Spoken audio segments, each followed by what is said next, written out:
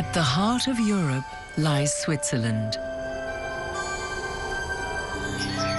It's a surprisingly big little country. Small in area, but big on natural beauty. And like its many languages and cultures, its landscapes vary widely too. From mighty Alps and dense forests to mysterious moors and roaring waterfalls. Switzerland has many faces, some familiar, some hidden.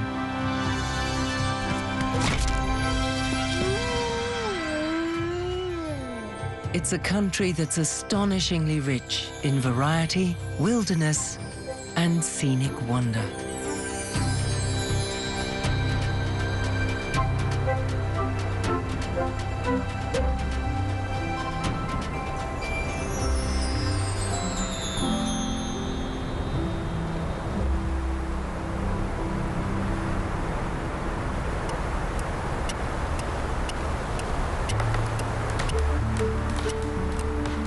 Sometimes beauty is not apparent at first glance.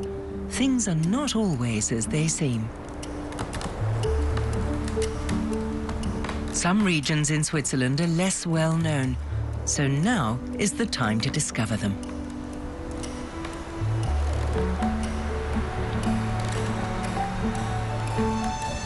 This tree keeps its real age a secret. Known as Le Chêne de Beauce, the gnarled oak, it's said to have witnessed the changing of the seasons over 1,000 times here in the Swiss Jura.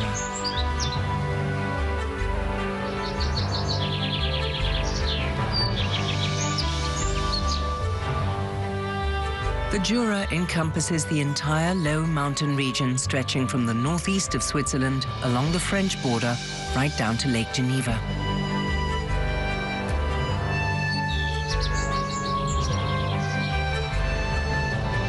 The Jura is synonymous with time. It's given its name to an entire global epoch and is also home to traditional horological craftsmanship. There are traces of time or times gone by everywhere. The Jura Mountains are a kind of little brother to the Alps.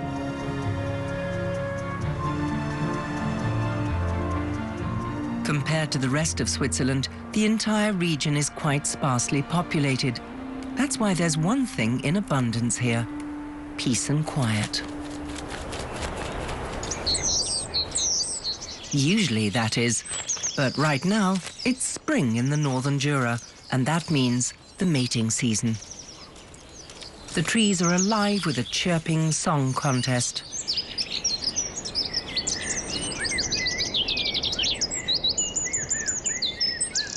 It's a musical competition for the favor of the females.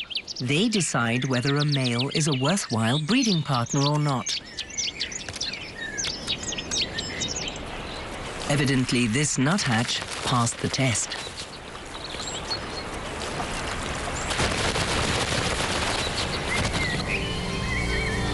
In addition to their reproductive instinct, animals have one other overpowering driving force: hunger.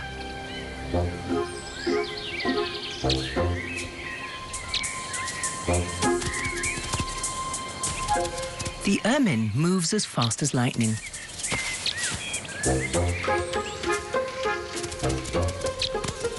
But life at this pace takes a lot of energy, which means food.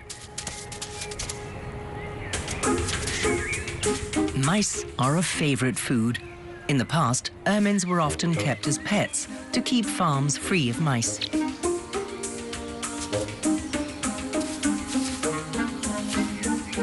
Because no mouse is safe anywhere near an ermine. One unguarded moment, and death is at the door.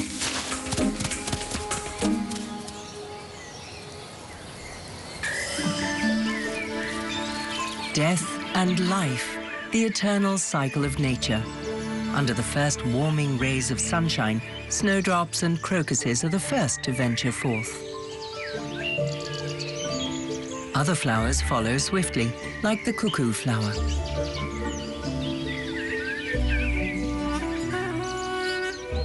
And when these buds open, a touch of the Orient unfolds in the middle of Switzerland.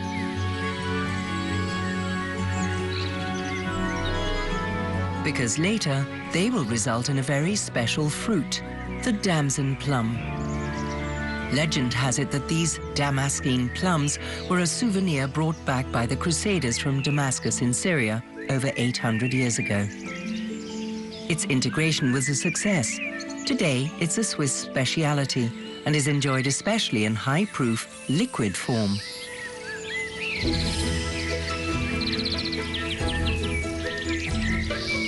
Growing alongside them are apples, cherries and Mirabelle plums.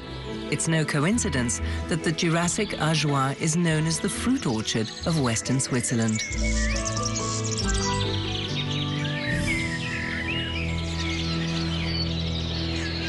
For the blossoms to become delicious fruit, however, a specific interaction is necessary, one that has worked for hundreds of millions of years.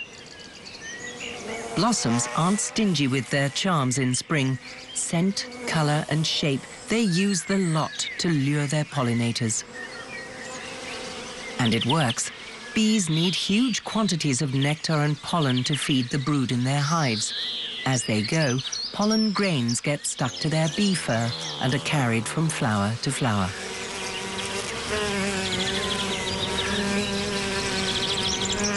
Bees are also true to a single variety. They remain with the plant species until the blossoms fade. It's a great advantage for fruit trees if only their own pollen dust is carried about. Plant or animal kingdom, new life is springing up everywhere. Here too in the nearby forests around the old Chateau Pléjoux. A whole pack of young foxes enjoys some unsupervised time. Their mother has probably gone off looking for food, as these 4 to 5 week old cubs can't do that yet.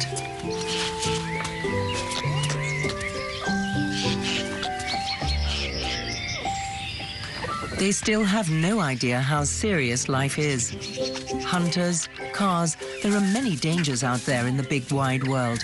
But right now, that doesn't concern them. Fun and games are the privilege of childhood.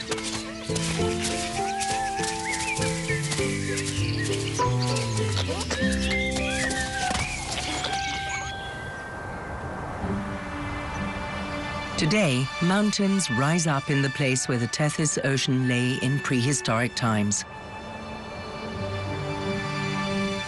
Deposits of sediment led to the formation of limestone. One could say that the Jura Mountains are underpinned by the remains of seashells, corals and crabs. The characteristic karst formations of the limestone mountains aroused the interest of nature researcher Alexander von Humboldt.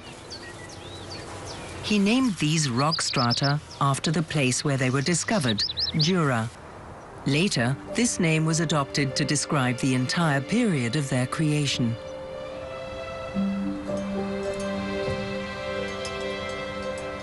Almost as if a giant had left footprints. Funnels in the ground like these appear unexpectedly in karst areas. Called dolines, they're formed by the corrosive dissolving of rock in rainwater.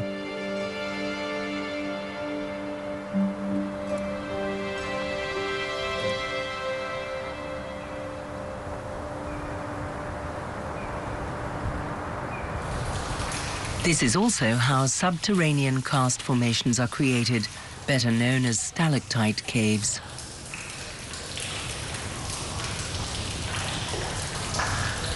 So far, 9,000 caves have been discovered in Switzerland, most of them in the Jura.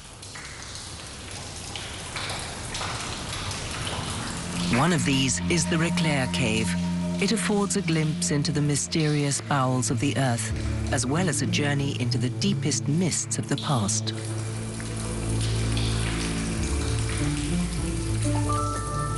Time seems to have stood still here.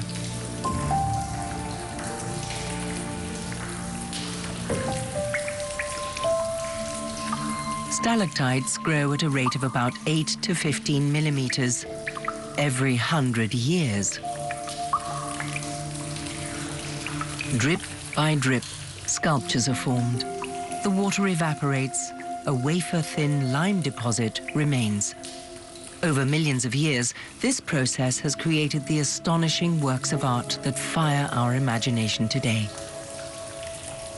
Stalactites grow down from the ceiling. To start with, they form thin tubes.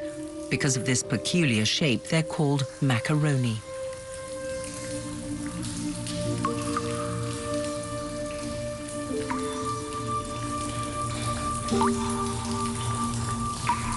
Some of the stalagmites reaching up from the floor of the cave are more reminiscent of cannelloni.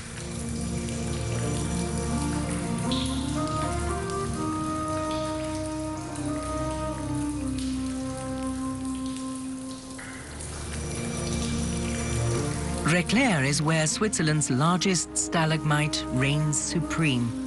Known as the Cathedral, it's some 15 meters tall, and so is thought to be around 200,000 years old. In the cave, the temperature is a constant 7 degrees centigrade all year round. For some, these are ideal conditions in which to spend winter.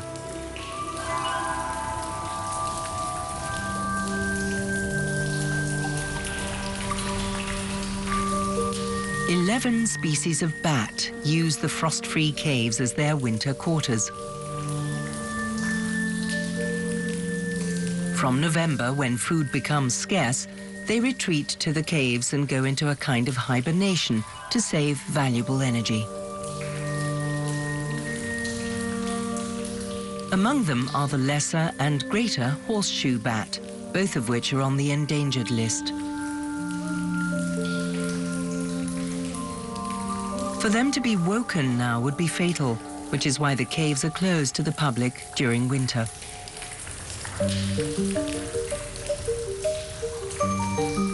Much less well-known than bats are the inhabitants of the subterranean lake. You have to look really carefully to spot them. Niphagus, a freshwater crustacean. About the size of a thumbnail, they feed partly on the remains of creatures who've strayed into the cave and got lost there, such as toads or mice.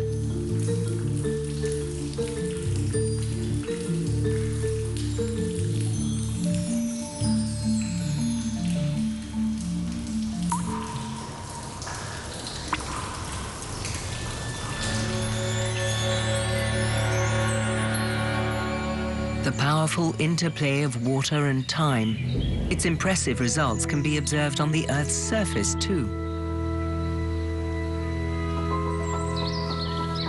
For millions of years, the Doubs River has coursed its way through the limestone, until a landslide blocked its way some 14,000 years ago. The result, the Lac des Brenets. Like a fjord, the lake winds its way between steep walls up to 80 meters high.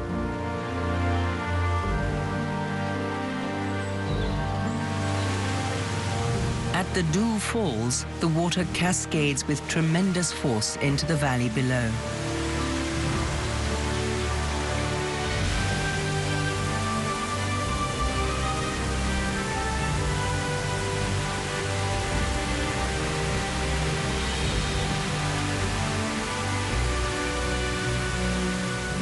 The waterfall has another feature. It also forms the border between Switzerland and France.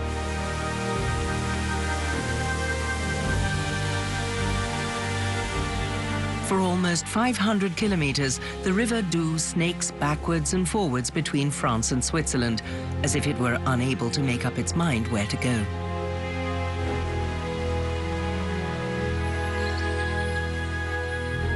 In some places, the high rock walls make it almost inaccessible, so it's pristine, untouched by human influence. But there are also flatter stretches.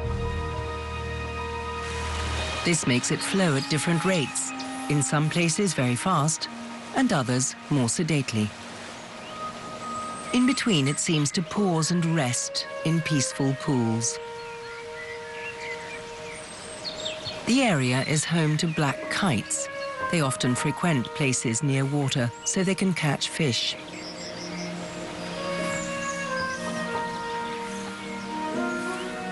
This kite has caught something else. What it intends to do with this branch isn't entirely clear. Probably use it for nest building. Right now, it's breeding time for black kites in the Jura. It's a migrating bird and spends the winter in Africa. From March to September, it returns to Switzerland. The kite is a master of the art of gliding, using the smallest updraft to conserve strength.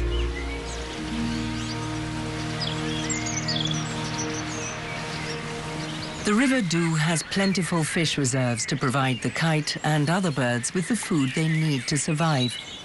But their idyll is at risk. The Doubs has a serious problem with environmental pollution. Agriculture, industry, and hydroelectric power plants all contribute to the threat posed to the river's abundant fish stocks.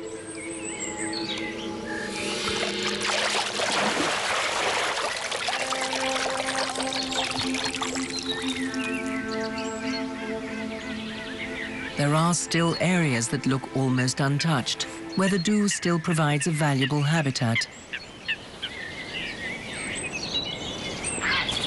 Especially as breeding grounds for waterfowl, on the banks or in the lake, where coots build their floating nests using twigs and water plants.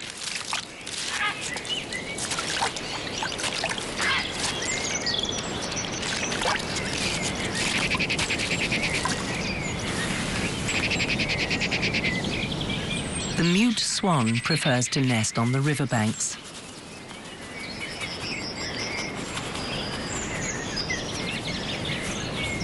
Its young could hardly be called ugly ducklings, though.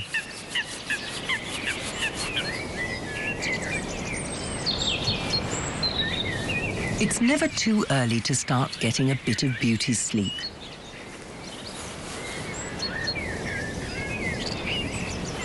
The chicks stay with their parents for 8 to 9 months before they're independent.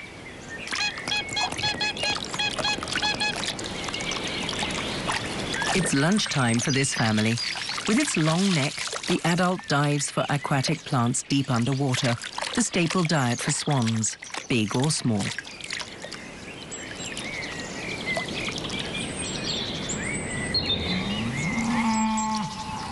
Nature conservationists have been trying to protect this paradise for years. They might succeed if especially the hydroelectric power plants are willing to reduce their use of the river. Whether that will happen remains to be seen. On some days, the moisture in the river valley draws skeins of fog across the landscape. This is good for the neighboring forests and fields. The juicy grass provides food for the region's large cattle herds. Many people here make a living from agriculture. The milk is turned into the Jura's famous cheeses, such as Tête de Moine.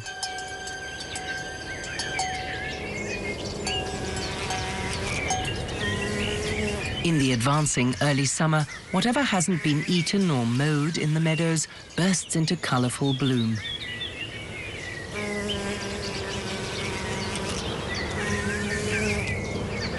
But the idyll can be deceptive. Danger lurks, hiding in wait.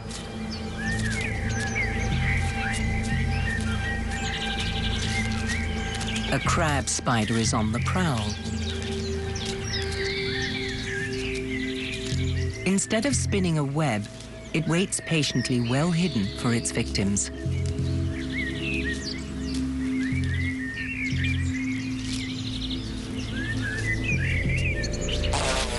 This time, it's unsuccessful. These dramatic scenes of life and death take place in wildflower meadows thousands of times every day. To the south of the Doubs region lies the Franche-Montagne district, a territory with few people, but an abundance of fields. This region is home to an old Swiss horse breed,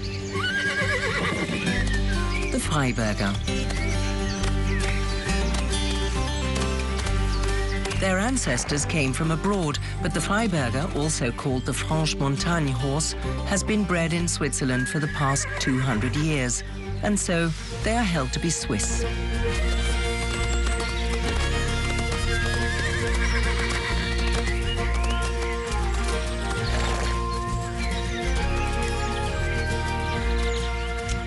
Strong, calm, and even-tempered.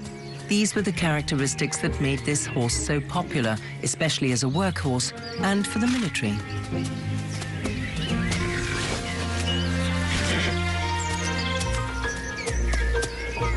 Today, favored as coach horses and for riding, they're the pride of the region.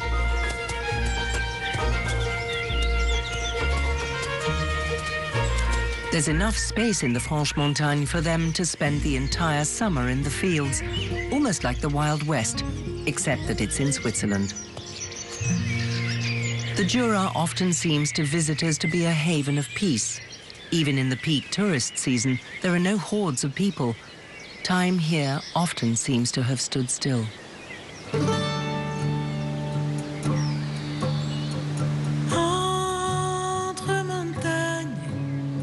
Et vallée, vois le soleil se coucher, comme il finit son voyage, l'ombre caresse les alpages.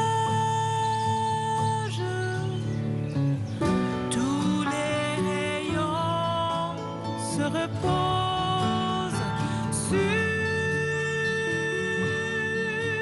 le glacier tout en rose, sur le glacier tout en rose.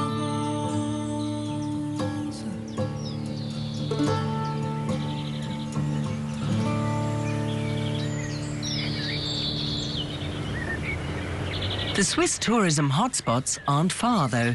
The famous Bernese Highlands are just across the way. The best view of their impressive peaks can be had from the Chasseral, one of the Jura's highest mountains. However, at under 2,000 meters, compared with the giants of the Alps, it's something of a dwarf.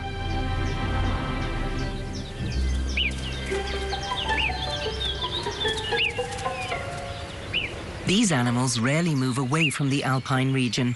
Marmots. They were brought to the Chasseral in the 1960s.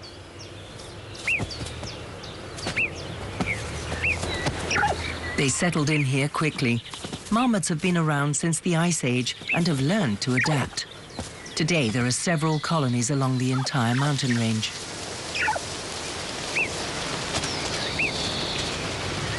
Flowers, leaves, or buds, whatever's juicy, protein-rich and vegetarian is used to tank up the fat reserves that have been lost during winter.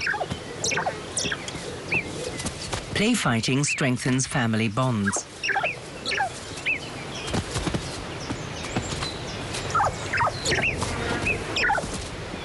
But their motto is, stay alert.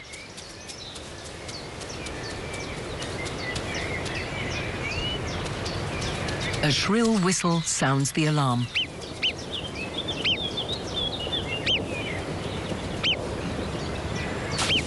And they all dive for cover.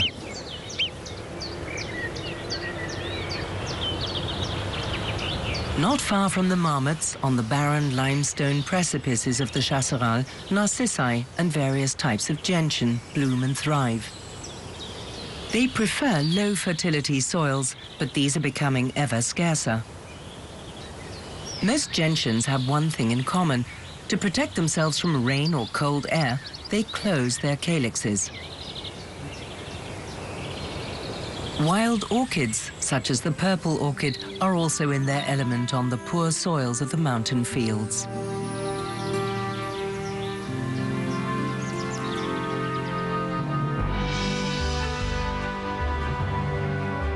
South southwest of the Chasseral, the vista opens up to the chains of the Jura mountain range.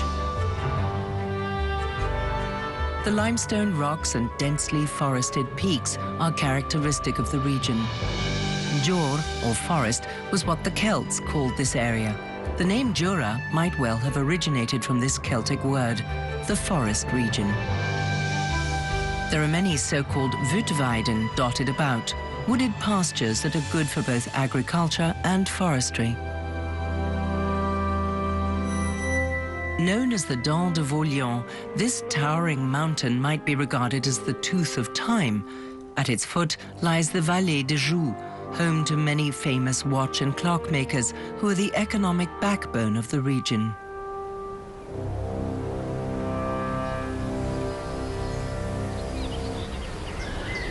On the high pastures of the Jura Mountains, hikers will often come across dry stone walls. They're a legacy of the ancient Romans who brought the art of dry stone masonry to Central Europe, stone upon stone, with no mortar. For centuries, the walls were used to demarcate land from neighbors or to fence pastures. Many of them were replaced by wire and wood, becoming forgotten relics, in time blending in with their surroundings.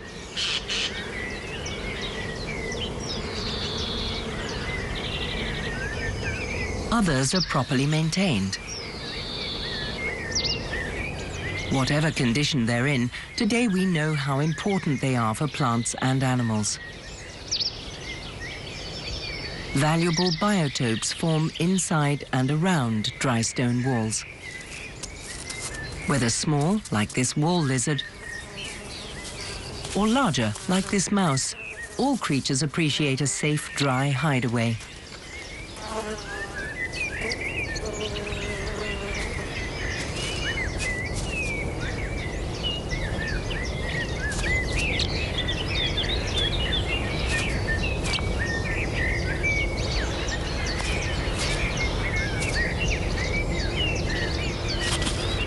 Away from the wall, life is much more dangerous.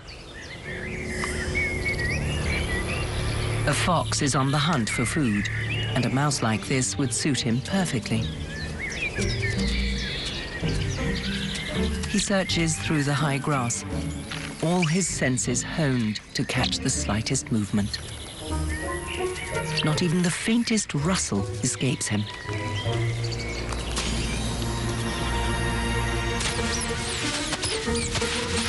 He can jump up to 6 feet into the air to perform his so-called mouse leap.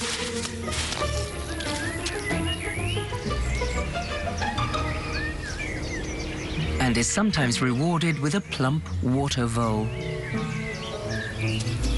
Will he eat it straight away, or take it home to his young, or even store it for later? That's his secret. The mountain meadows of the Dent de Vaulion are a colourful organic home remedy centre.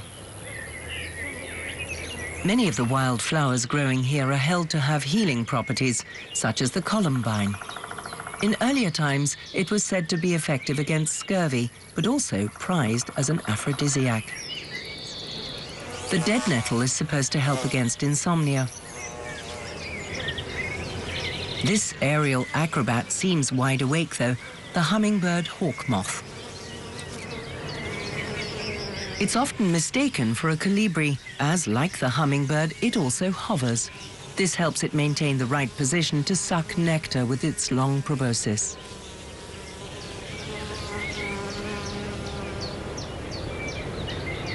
Summer is the main blooming season for meadow flowers. Across the Vallée de Joux, even in July and August, temperatures are mostly moderate because the high valley lies at 1,000 meters above sea level.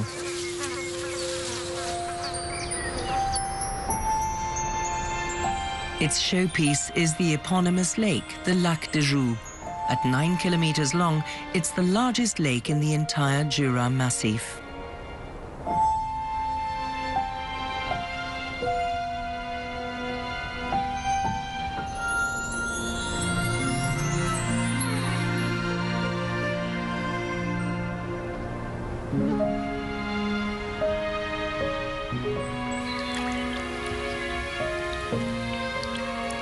not everyone is awake this early in the morning. Although there's a lot to do, it's breeding season for the great crested grebe.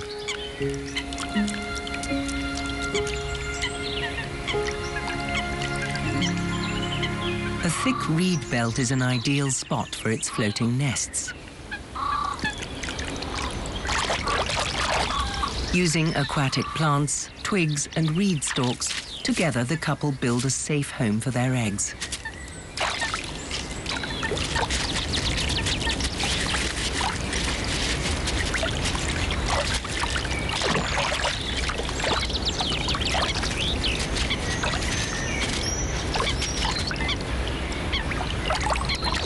The quiet southwesterly shore of the lake offers good breeding grounds, not only for the great crested grebe.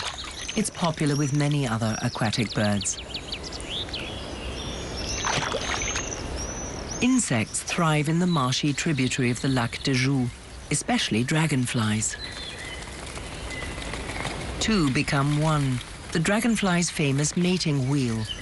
Male and female dragonflies can be joined in this reproductive position for up to 6 hours.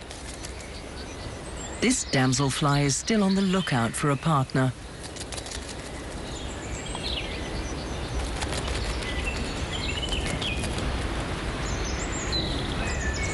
Blue damselflies are rare, as their breeding ground requirements are very specific.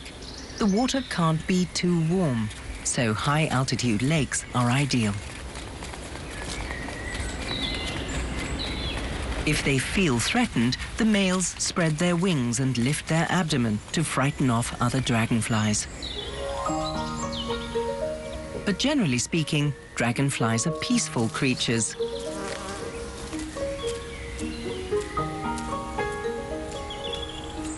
The Lac de Joux is fed by the Orbe River that rises in the French part of the Jura Mountains.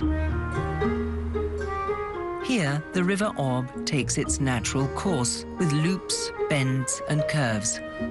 This meandering is due to the low gradient of the valley.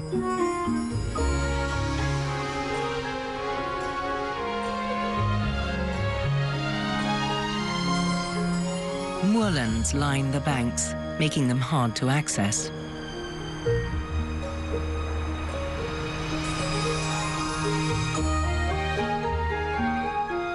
For a long time, the Vallée de Joux was inaccessible, so it was only settled very late. Hardly surprising, as to the west, it's completely sealed off by the Grand Rizou, the largest forested area in Switzerland. 200 years ago, wolves and bears roamed the area.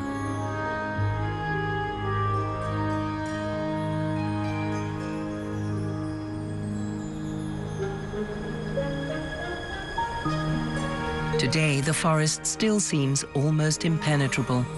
It's also the green border separating France and Switzerland.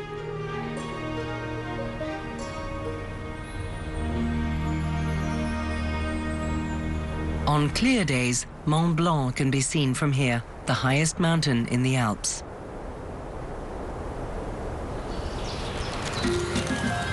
But size alone isn't the whole story. Some small things are quite impressive too, even very small things. The Vallée de Joux is home to one of the largest colonies of red ants in Europe, with around 20 million insects. Every one of them appears to know exactly what their job is, but who controls the big picture? The intelligence and sensory skills of an individual ant are, to put it kindly, somewhat limited. The secret of this perfectly functioning collective lies in communication, because there's no one single determinant.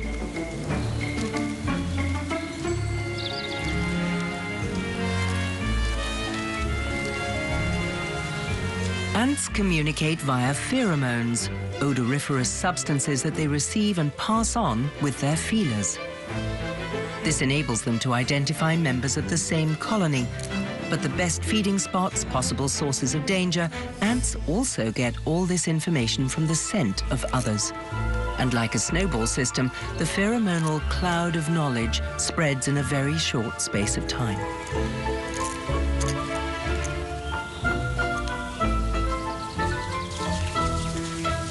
All of this serves a single purpose: survival of the species. The center of the colony is the nest, where the queen ant lays her eggs. Fir and spruce needles, twigs and resin, it's all used as construction material for this ant heap. The super colony of the Swiss Jura consists of around 1,200 nests like this, an entire empire, and an impressive wonder of nature in miniature.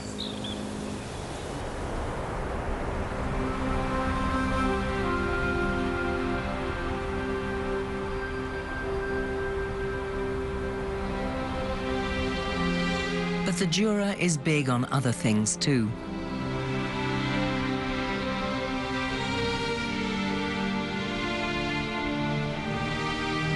Another of Switzerland's largest and most impressive natural phenomena is located here.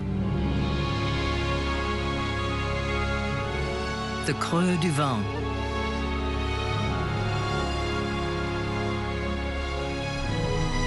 The rocky arena is a geological feature, the result of erosion of the Jura Mountains after the last ice age. At the bottom, in the wooded caldera, there are still remnants of glacial moraines.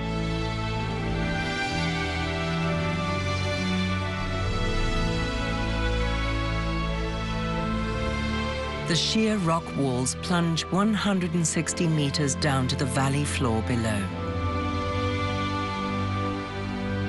It's known as the Swiss Grand Canyon, an imposing monument to time.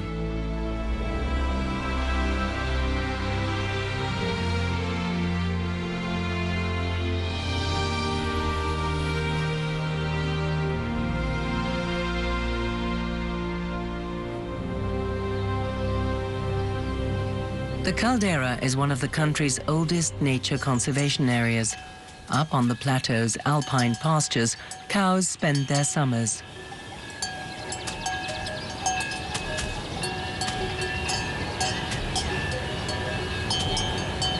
The Creux du Vent is a popular destination for hikers, especially those interested in botany.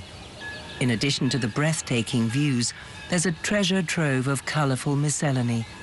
The white anemone, yellow globeflower, or the meadow rue or Siberian columbine with its exotic-looking umbels.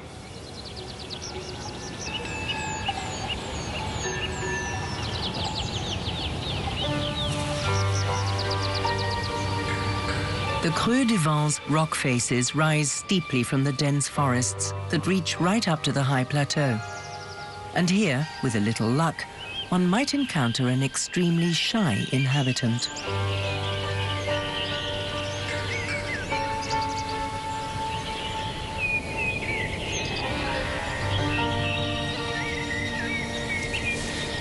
The lynx. Its shyness is not unfounded. The relationship between the lynx and humans is a difficult one. At the beginning of the last century, this predator was extinct in Switzerland. In the 1970s, a few pairs were reintroduced, among other areas in Creux du Vent. In the meantime, the number of lynx in Switzerland has risen, and there is currently heated debate over whether they should be culled to protect the indigenous wildlife. But this feral inhabitant of the Swiss Jura still retains its protected status and luckily has many on its side. The Creux du Vent is situated in the middle of the Val de Travers. It's famous as the home of absinthe. This highly alcoholic drink, known as the Green Fairy, was held to be dangerous and outlawed for a long time.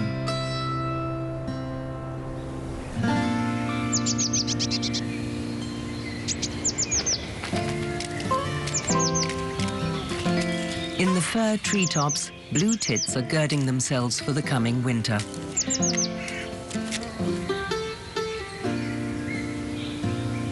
Now's the time when nature yields all her fruits. In some cases, this can take quite a while. It takes 30 years before beech trees bear their fruit. But to make up for it, in some years there's a veritable glut of beech nuts. Oak trees also have boom years for acorns. They're merely ensuring that enough fruit will germinate in the ground.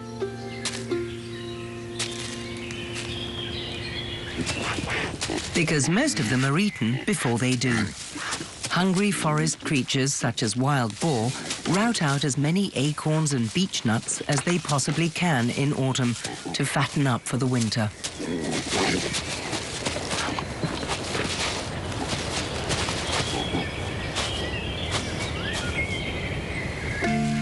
Autumn is a colourful time. As leaves die, they display their most splendid colours.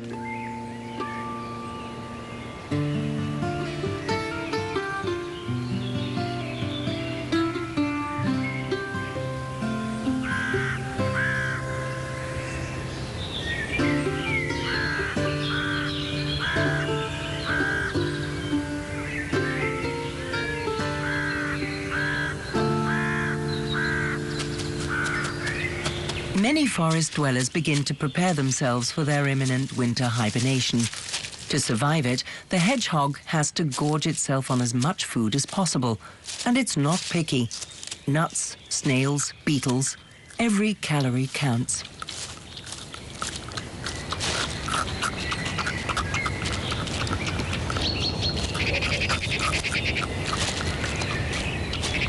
And the hedgehog is in a hurry. Every day brings fewer hours of sunshine.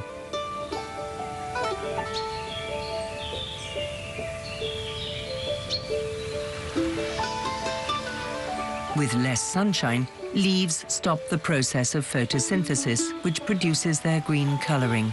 They die off and fall. The further autumn advances, the thicker the carpet of fallen leaves becomes. For the fire salamander, this is a signal to begin its search for suitable winter quarters.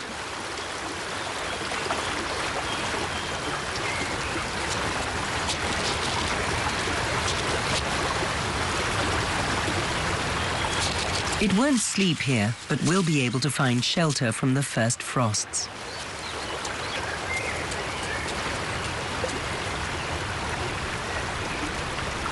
Because these often arrive earlier than expected and without warning, especially in the higher altitudes of the Swiss Jura.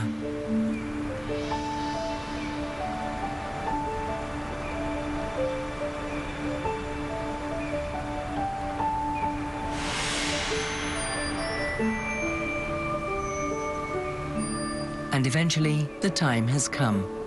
Winter arrives.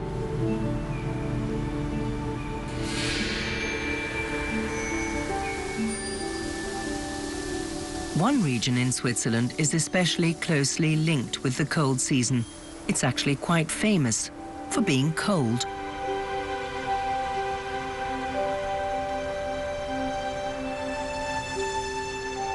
La Brévine, a high valley in the canton of Neuchâtel.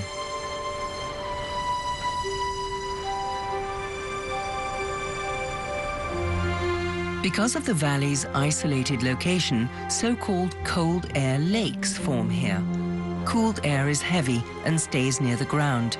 It cannot escape from the hollow of the high valley.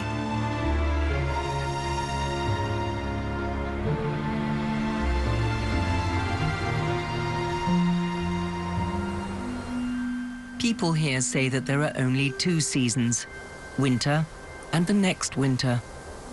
Minus 40 degrees centigrade has been measured here, temperatures more likely to occur in Siberia.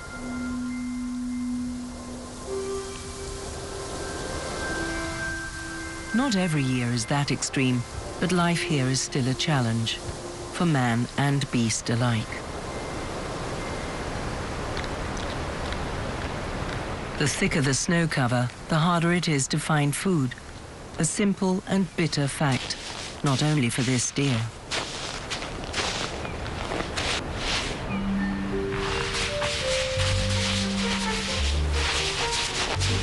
Some creatures clear the way for others.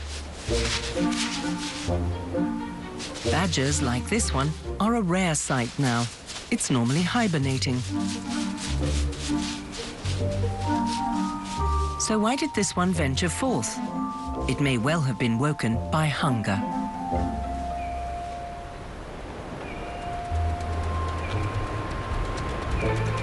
Hunger can make other animals restless too. This fox is looking for stores it set aside during summer, because hunting now would require too much energy. So this hare feels quite safe. The grooming process spreads its scent around its whole body, thereby marking its territory.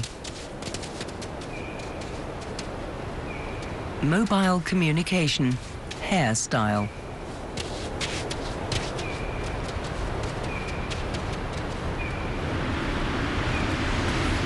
Sleeping through the cold months, the survival strategy preferred by many animals. Hollow tree trunks or nesting boxes are good winter quarters for the dormouse. It hibernates from September right through until June, more or less soundly.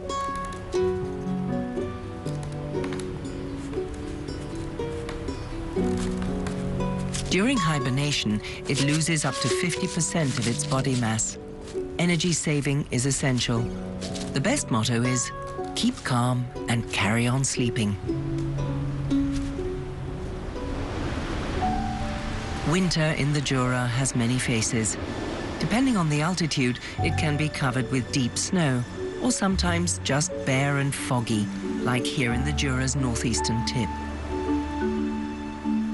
The Bishop of Bâle had the Bonfol ponds artificially laid out at the end of the 18th century to keep him supplied with fresh carp. Today, these ponds are a nature reserve. In winter, the water temperature can be extremely cold, but there is still enough food for the ducks, so they don't have to move on.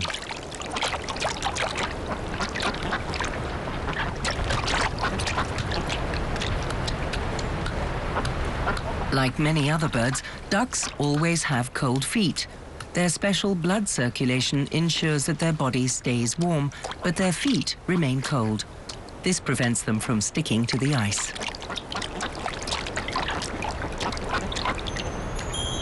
Back to Swiss Siberia, where winter arrives first and leaves last.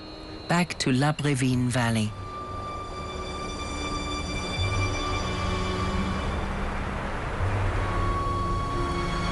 Near the village of the same name lies the Lac de Taillère, a typical karst lake.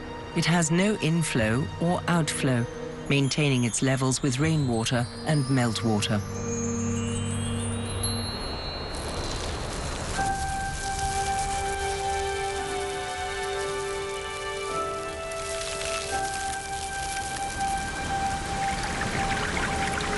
The water from the lake seeps away, continuing to flow underground, and then, as if from nowhere, reappearing 6 kilometers away. Here it emerges from a rock, becoming the source for the river Areuse, the most important river in the canton of Neuchâtel. It supplies 70% of the population with drinking water. At 30 kilometers in length, the Areuse is not a long river, but it's nonetheless impressive. Even smaller bodies of water can excavate, given enough time. The Areuse has inexorably carved through the Jura rock, creating the wild, romantic Areuse Gorge. Our ancestors evidently also felt at home here. The remains of Stone Age cave dwellings have been found in the rocks above the gorge. The first warmer temperatures are an invitation to sunbathe.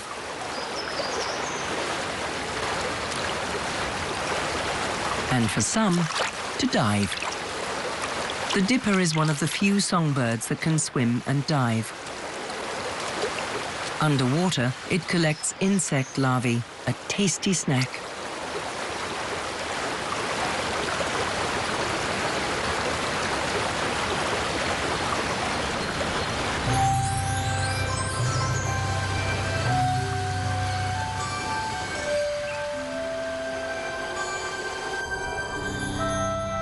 Sooner or later, the cold retreats. Winter is on the wane.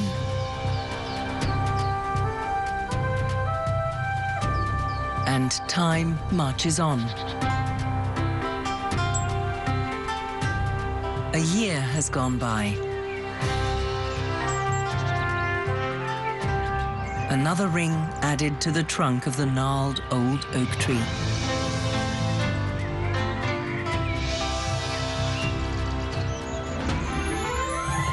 In its shadow, the world has turned again. And, deeply anchored, it continues to defy the rigors of time. Here in the Swiss Jura.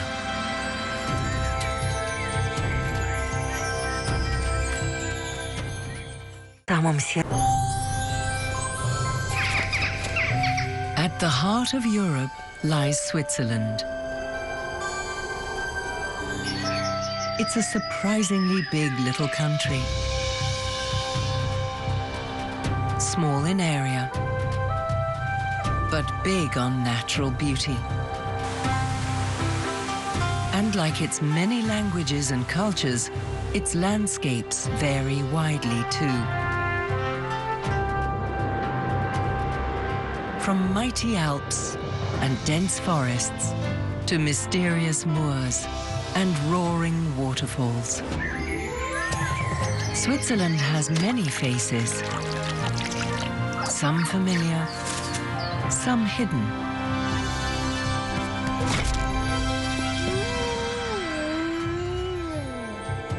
It's a country that's astonishingly rich in variety, wilderness, and scenic wonder.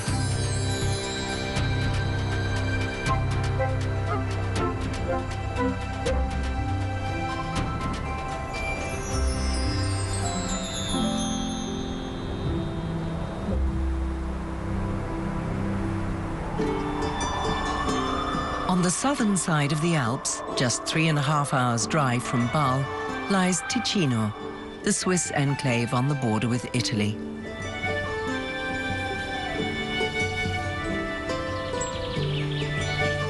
Switzerland's southernmost canton stretches from the main Alpine ridge down to the Po Valley in the north of Italy. Ticino is home to all the country's vegetation zones, making it a canton of tremendous contrasts.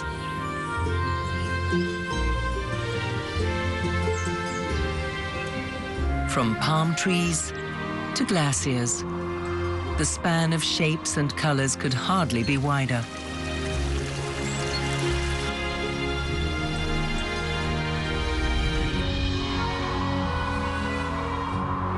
Like a mighty wall, the Alps hold back the cold from the north.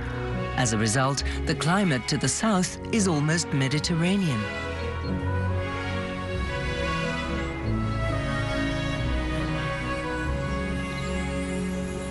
While other parts of Ticino are still covered by a thick blanket of snow, around Lake Maggiore, spring is already in full swing.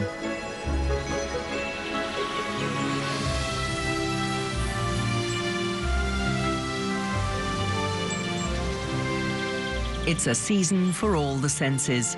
Blossoms are out in a dizzying array of colors, and numerous species of camellia perfume the air with their bewitching scent.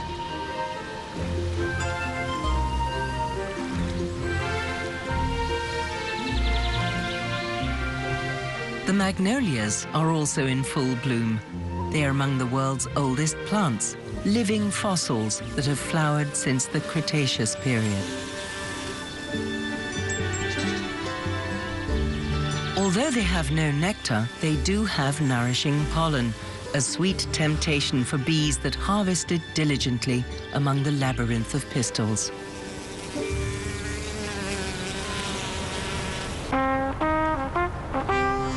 Lake Maggiore. Only 1/5 of the lake belongs to Switzerland. The rest lies in Italy. What Ticino has in common with Switzerland is federal law, the Swiss franc, and price levels. Everything else is Italian: language, food, culture, and temperament. Over the past few decades, proximity to La Dolce Vita and a Mediterranean climate have attracted money to the once extremely poor canton. Today, lavish villas bear witness to the wealth that has migrated to the tourist centres of Ascona and Locarno.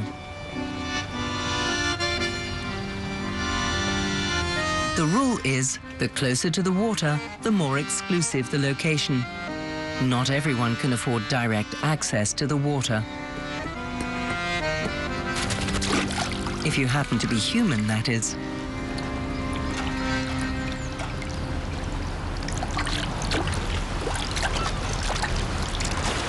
But just a stone's throw from the lavish luxury and splendor, unspoiled nature awaits, the Bolle di Magadino, a large conservation area.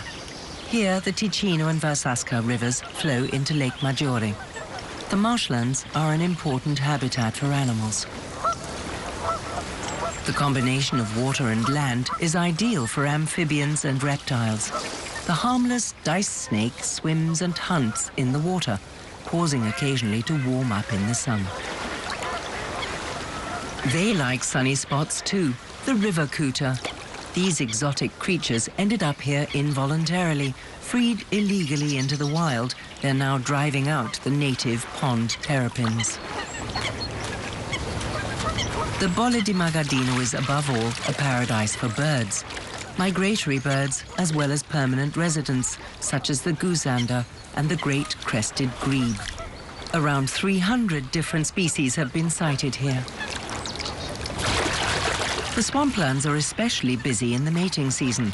Turf wars and nest building are the order of the day.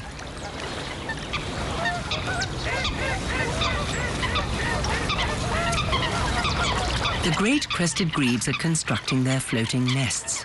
Many of these are anchored in the water, others are attached to tree trunks. Nest building is teamwork. During the breeding season, grebes are monogamous and the couples work together hand in hand, or beak to beak. The foundation is made of branches, and algae and leaves provide comfortable padding for the eggs. But offspring doesn't happen on its own. Among the mallard ducks, mating is already in full swing. As is often the case in the animal world, things can get a bit rough. Some ducks have actually drowned while copulating, but fortunately, not this time.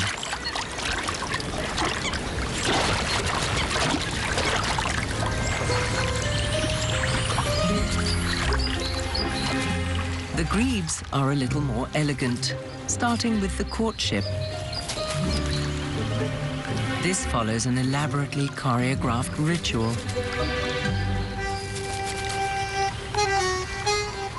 The head shaking and plumage pecking are just the overture. First, they have to establish that they really harmonize.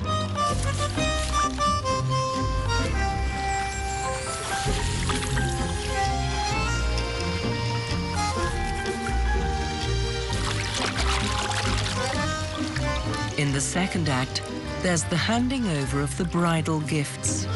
If this is accepted, they can finally start to dance.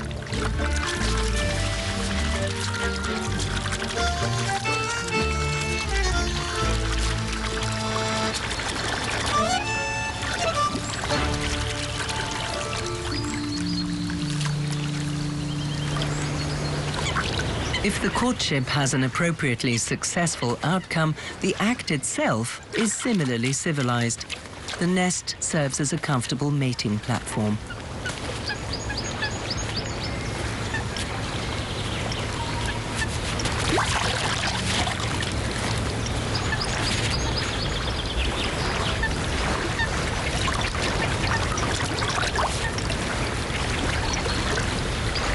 As evening approaches, calm descends on the Bolle di Magadino once again. A calm in which the presence of human beings can almost be forgotten.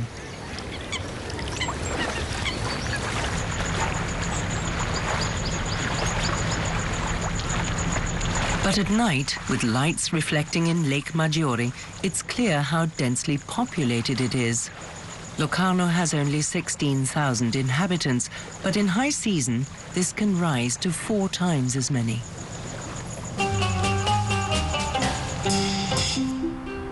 The shore is dotted with countless hotels. Lake Maggiore has been a popular tourist destination for decades.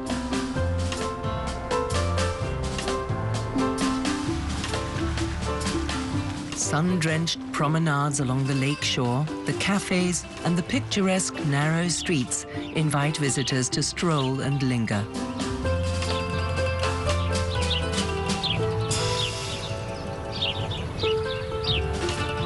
Culture, beach and mountains, an ideal vacation spot for everyone and for the whole family.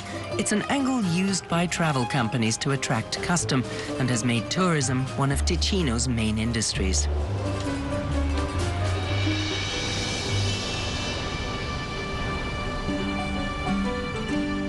Geographically speaking, Lake Maggiore marks the most low-lying and nearly southernmost point of Switzerland. In the middle of the lake lies a floating paradise, the Brissago Islands.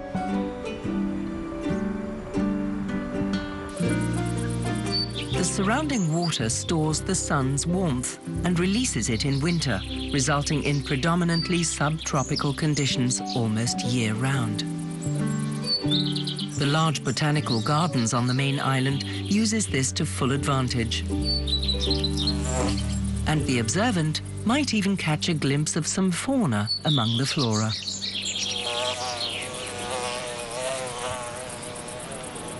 A sea of blossoms provided by the rhododendrons is this lizard's hunting grounds. It can only spot its prey once it moves.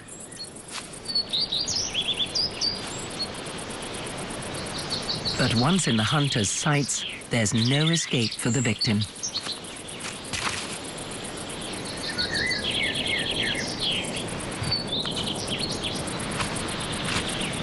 And the lizard enjoys its own version of La Dolce Vita.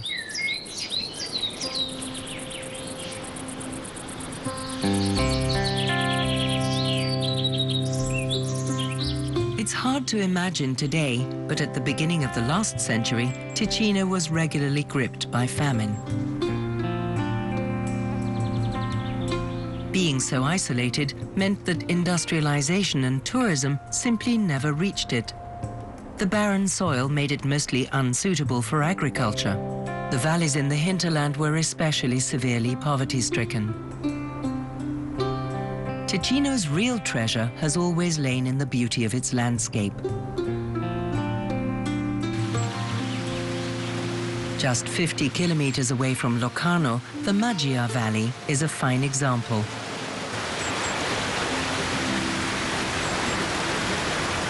The Maggia drains most of the Ticino Alps.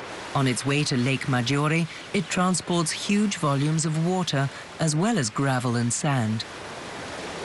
Natural sandpaper that accentuates the individual patterns, grooves and ridges of the rocks.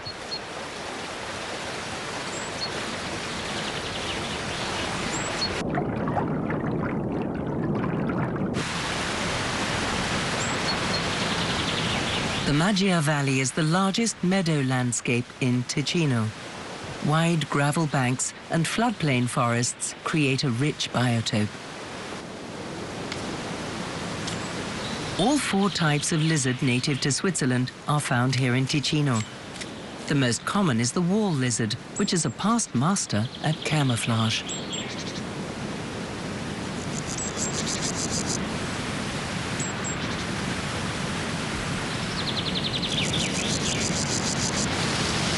The iridescent emerald lizard is far more striking. It's the largest indigenous lizard and is especially happy in the warmth of Ticino.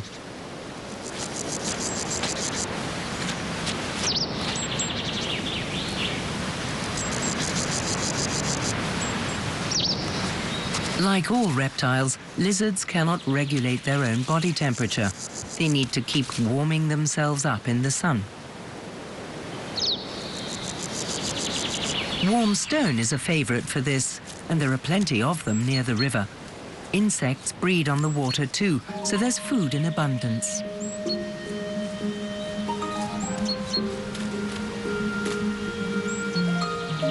something that attracts the wagtail as well.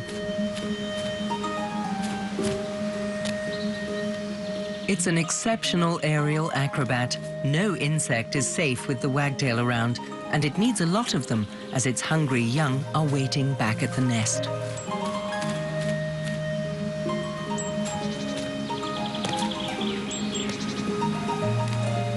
This young wagtail's plumage is still brown. It's already fledged, but still has to learn the right hunting techniques.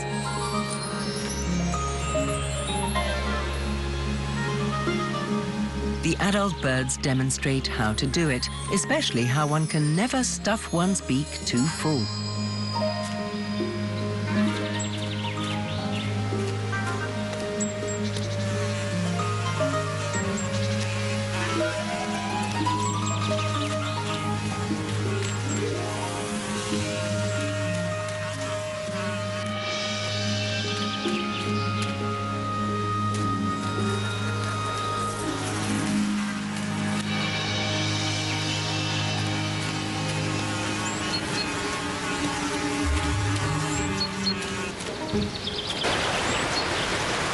On hot days, the turquoise waters tempt many people to take a cool dip, but it's not without its risks.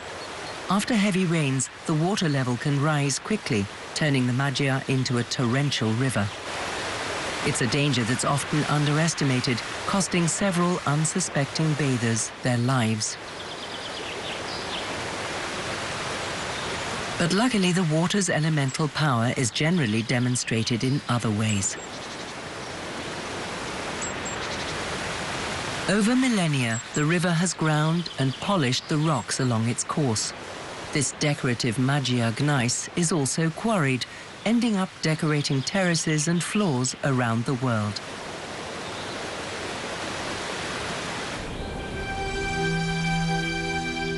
Heading north, the further away from Lake Maggiore, the harsher and more isolated the terrain.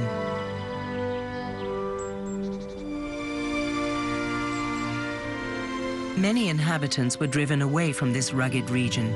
In the 19th century, whole villages left here and headed for America. But decades later, many of these emigrants returned with their newly accumulated wealth, making a tremendous contribution to the economic development of Ticino.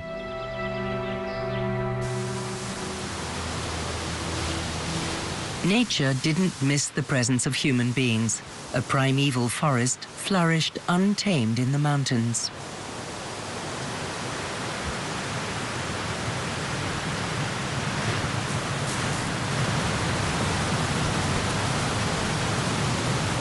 Wild lilies thrive especially well in the damp earth under shady trees.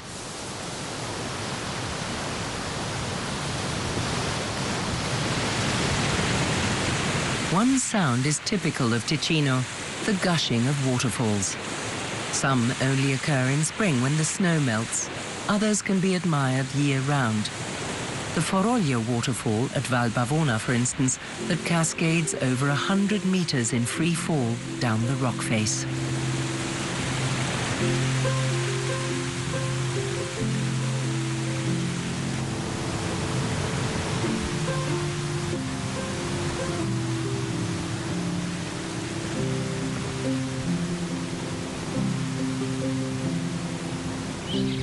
The eponymous village of Foroglio is made up of traditional Ticino rusticos, simple stone buildings. It's one of 12 little hamlets in the Val Bavona, a valley only inhabited in summer. As early as the 15th century, the last farmers vacated the land. To this day, they only return in the warm summer months to put their cattle to pasture. Only one of the villages has electricity. The others use gas, petroleum and solar panels when necessary.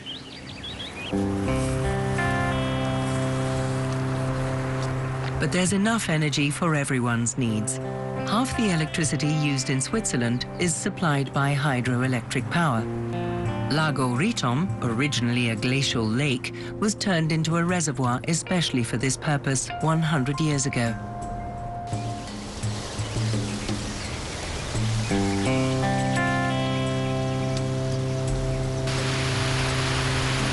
Countless streams carry the water down from the mountains, ensuring the lake is kept filled. Lago Ritom is one of 28 mountain lakes on the Val Piora, the largest high plateau in Ticino.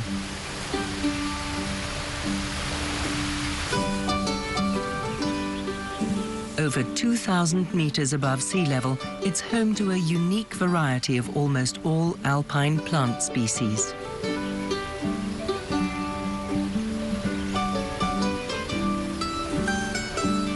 A sea of flowers, from the white St. Bruno's lily to the alpine anemone. Especially in summer, the fields are a colorful, nutritious paradise for insects and butterflies.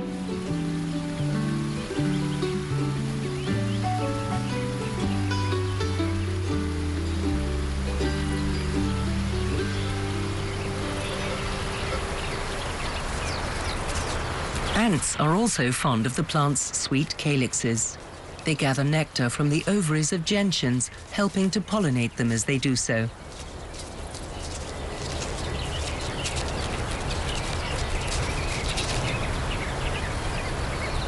The common house leek, or hens and chicks, is often found in front gardens. It's undemanding and easy to grow. A Roman superstition held that it protected buildings against lightning strikes. No superstition, but an unusual natural phenomenon has drawn scientists from all over the world to the Piora Valley. In their idyllically located research center, they're studying samples from Lake Cardagno, which features a peculiarity that's almost unique worldwide. It has two extreme layers of water that never mix.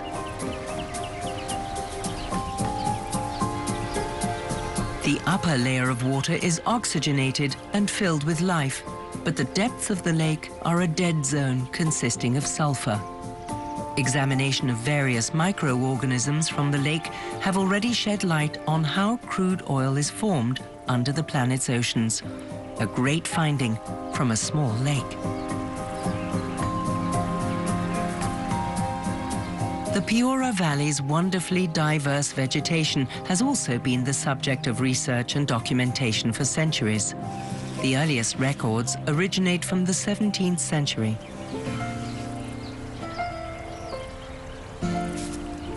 Scientific theory doesn't interest the plateau's animal population, however. All they're concerned with is practical issues. The high nutritional value of the mountain plants is a perfect basic diet for marmots.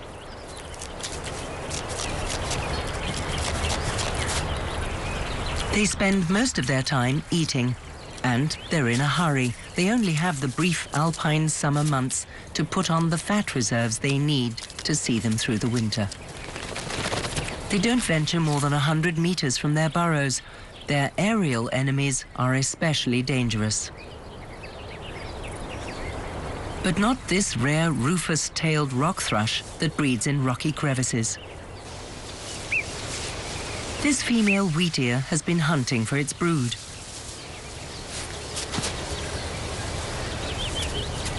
Wheatears build their nests under stone and gravel heaps in meadows.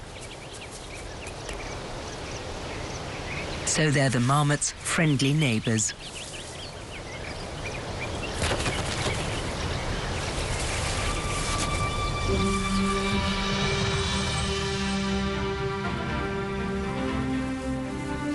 One of the reasons behind the wide variety of species in the Piora Valley is its specific geological setting. Crystalline and calcareous rock alternate with each other, providing ideal fertile ground for plants, which in turn offers food and protection for animals.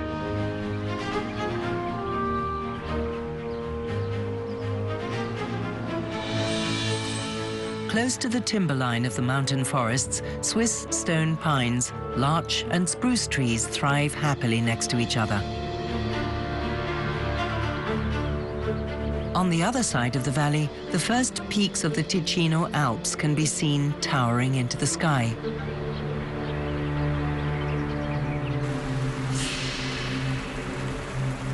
Up here, it's still like the Ice Age in spring.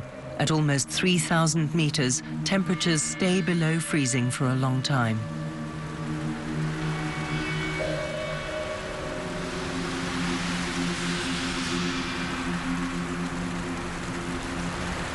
But even in this seemingly perpetual winter, the power of the sun melts the mighty alpine snow masses, replenishing the waterfalls, streams, and glacial lakes.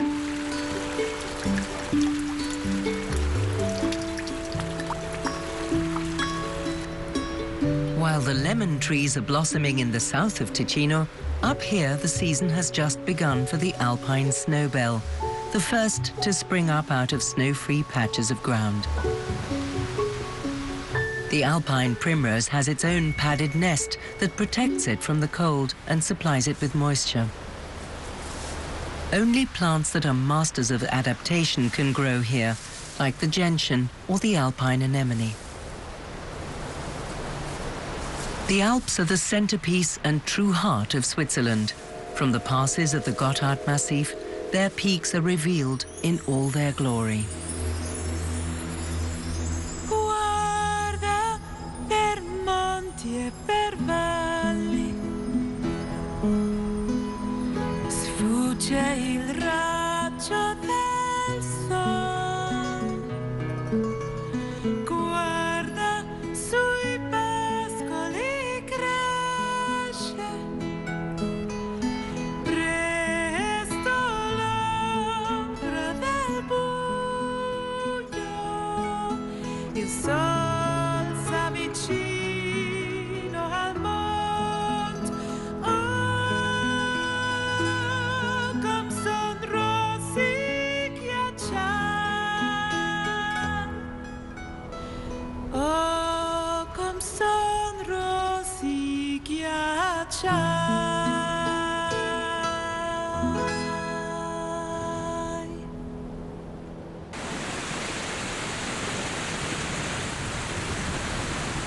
The rugged mountain terrain is perfect for ibexes.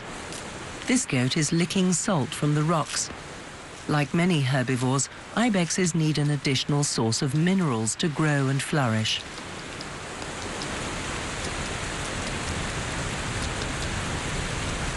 Whoever believes they're alone in an isolated mountain world is wrong. This is where the Gotthard Pass runs, the main gateway to Ticino. For centuries, crossing the Alps was an exhausting business. It took around 50 hours to get from Bâle to Ticino by stagecoach.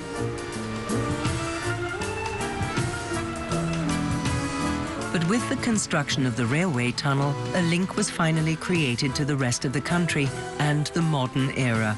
And today, the new Gotthard base tunnel ensures an even faster journey to the south. The old Gotthard Pass, the Tremola, is today a heritage site and still a favorite among tourists who, rather than reaching their destination as quickly as possible, prefer to enjoy the view.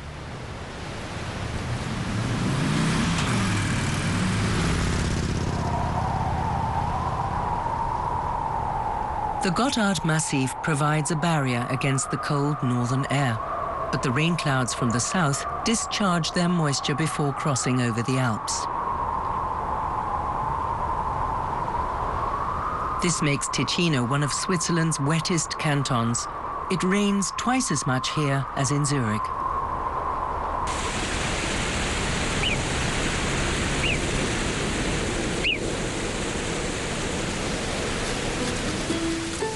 Marmots don't let a bit of bad weather interfere with their chief preoccupation, though.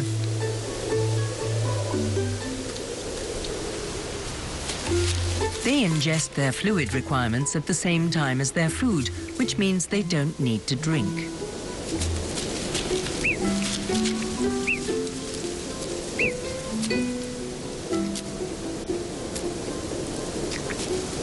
There's just the right mix in the juicy lower stalks of these thistles, and they're not too prickly. Marmots are highly social creatures, living in groups of up to 20. They greet one another by rubbing noses, which also lets them identify by the scent whether they're related.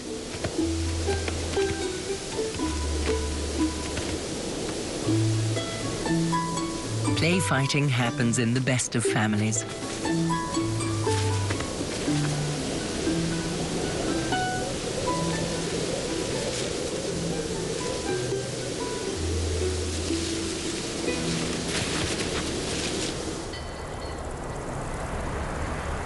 The Gotthard Massif is part of the European watershed.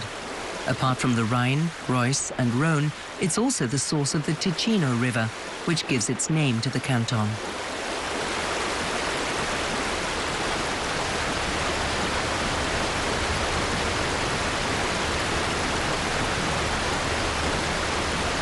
Southeast of the Massif lie the highest pastures in Ticino. The cattle spend the entire summer outside in these lofty heights.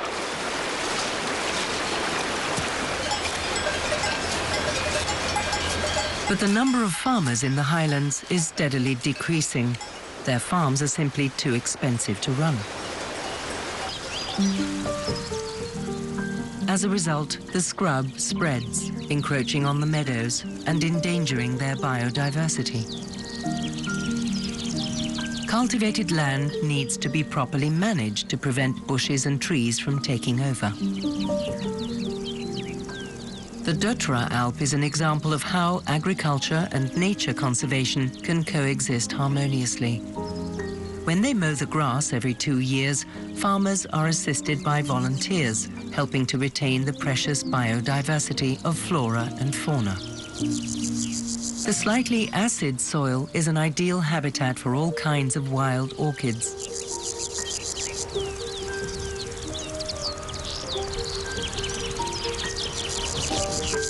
These pristine grasslands are home to a veritable microcosm of insects.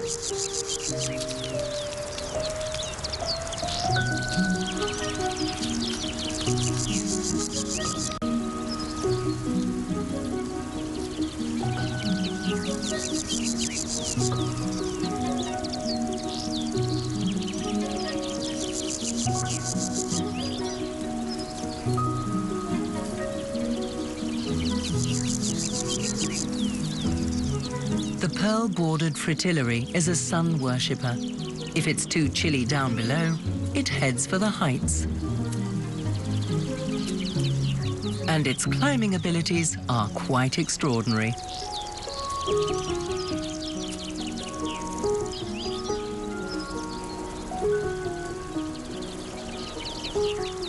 Up at the top, the butterfly tanks up on sunlight. Once it's warmed up enough, it's off again. But life in the meadow isn't all sunshine and light. The oak spider's web is a cleverly spun death trap.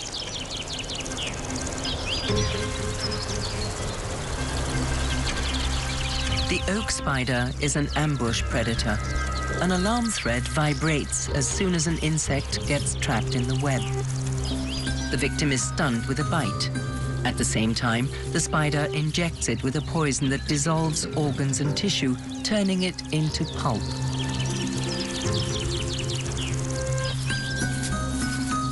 The prey is dexterously wrapped up and taken to the spider's storeroom.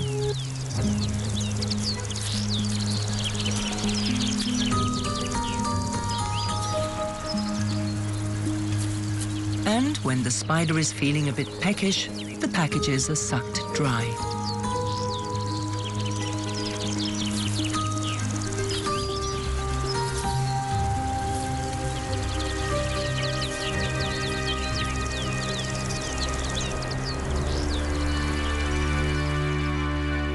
Quite a different danger used to lurk in the Selva Secca, the biggest stone pine forest south of the Alps.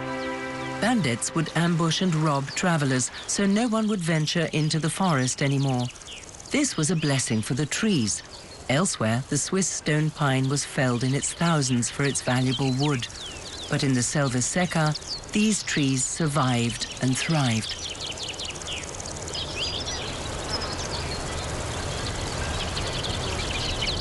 The stone pine, also known as the Arolla pine, is ideally suited to the rough conditions in the high mountain region. It's practically the most resilient tree on the planet. Left alone, they can live for up to 1,000 years.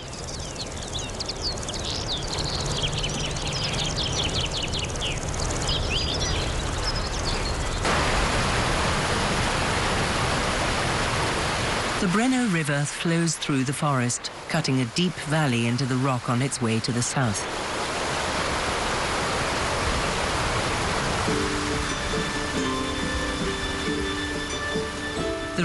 winds through the enchanted landscape and then passes through the Blenio Valley.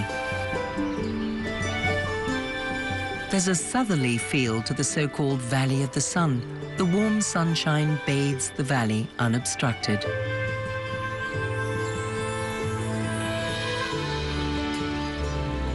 The area is famous for its chestnut trees. For a long time, they were the most important tree in Ticino. Their fruit was a valuable source of food for animals and humans, and the wood was used for building and fuel.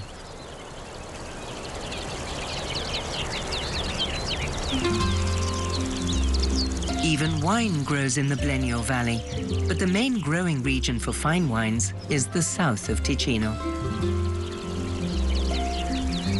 The Sottoceneri is especially renowned for its vineyards. This is the famous sunniest corner of Ticino. It covers the area around Lugano as well as the southern valleys of the Mendrisiotto.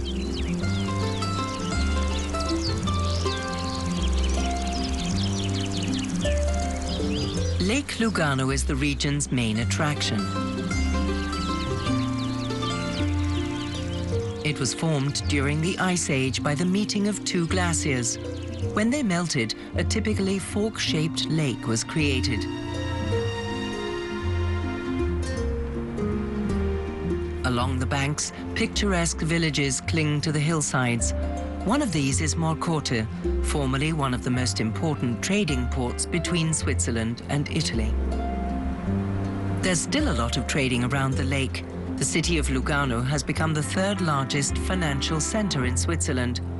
Hardly surprising that there's plenty of traffic to and from the city.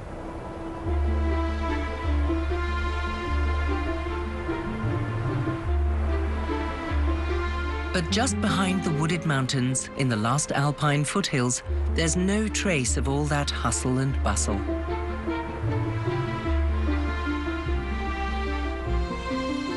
Here in the southernmost part of Switzerland lies one of its most unknown spots, the Muggio Valley. Gnarled old beech trees form dense forests. For some, however, it isn't the magnificent trees that attract them, but the dead wood. Dead beech trees are an important factor in the survival of one of Europe's rarest beetles, the longhorn beetle. Apart from its conspicuous blue color, the beetle's main feature is its long, hairy feelers. In the males, these antennae are even longer than their entire bodies. They're its most important orientation instruments. These sensitive feeling and scenting tools need very careful looking after. When two males meet, they immediately begin a duel, and only the winner may mate with a female, which is their main preoccupation in life.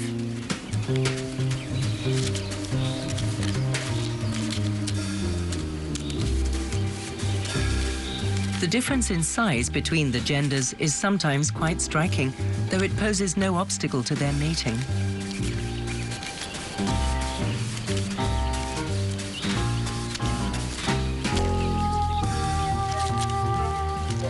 The female carries the male around as a piggyback passenger.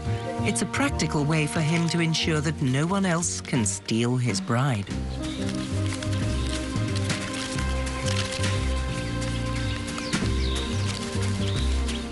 The search for a suitable spot to lay her eggs is the female's job.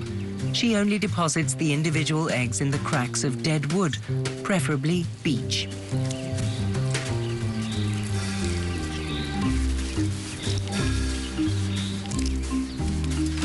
The life expectancy of the European longhorn beetle is only a few weeks. The larvae, on the other hand, take up to 4 years to develop into fully formed beetles, which makes it even more vital for their survival that their dead wood nursery is left undisturbed. The European longhorn beetle has been around since the Ice Age. But what did the world look like back then, before humans populated the Earth? Some answers can be found in the Breggia Gorge.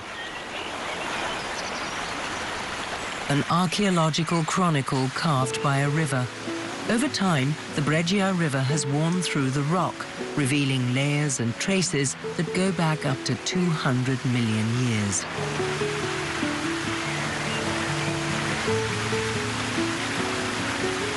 Fossils and other findings are embedded in the stone, providing information about the Earth's history and climate change over the millennia. They illustrate quite accurately how this region was formed, at a time when the Alps, as we know them today, didn't exist, but lay thousands of meters below the Earth's crust or on the floor of ancient oceans.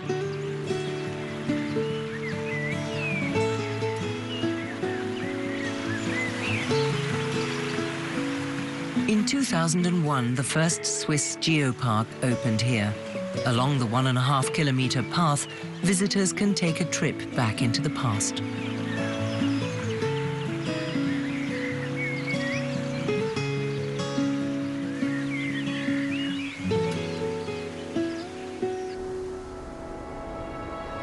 Witness to all these days past is the Monte Generoso. During the Ice Age, the mountain was a so-called nunatak, a peak sticking out of the thick ice shield. Like a kind of Noah's Ark, this enabled animals and plants here to survive the Ice Age.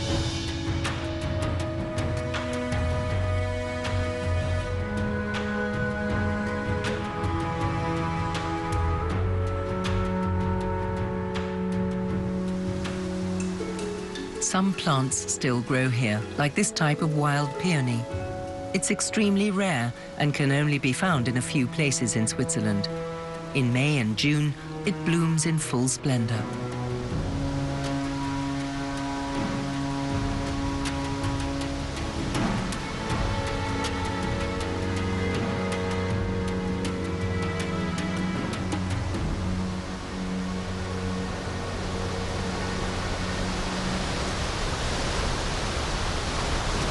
Far more common and seen all year round is the chamois.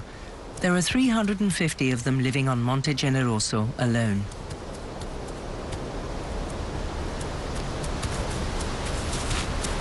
The steep mountainsides pose no problem for them. Their hooves are elastic and have padded soles, giving them sure-footed confidence as they traverse the terrain.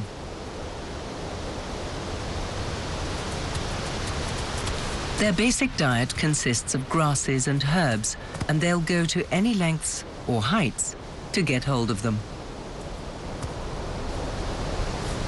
Although usually quite shy, the Monte Generoso chamois are used to humans and so can be seen quite often.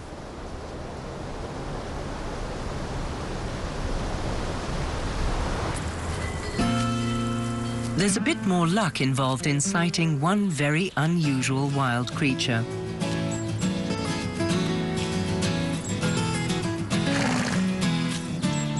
A herd of Haflinger run wild lives on Monte Generoso. These horses know no saddle, bridle or bit. Since the death of their owner, a reclusive mountain farmer, they have wandered unobtrusively around the meadows of Monte Generoso. During the harsh winter of 2008, hunger drove them into the valley. The villagers there were not amused to have wild horses suddenly descend on their fields, gardens, and even cemeteries, eating everything in sight. There were calls for them to be captured or shot, but animal conservationists fought for the wild Haflinger. Since then, the horses are caught and kept indoors in winter and released again in summer.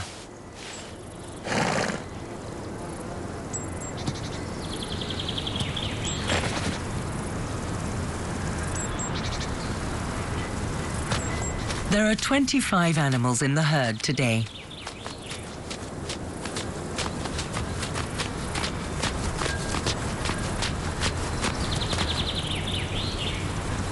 Haflinger are robust and undemanding as long as they have enough to eat. They also ensure that the fields and meadows are protected from encroaching bush.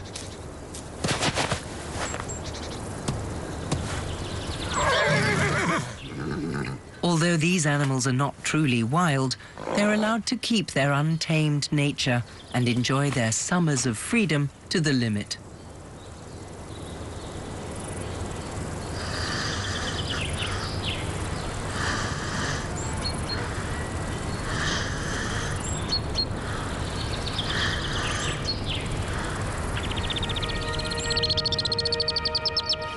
True symbols of freedom are the alpine swift and the common swift. They spend all their lives airborne. They can stay in the air continuously for up to 10 months, sleeping, mating, and catching insects. These gliders use uplift and let themselves be driven by the wind to save energy. They only land to brood and hatch their young. In autumn, they head for Africa, where they spend the winter.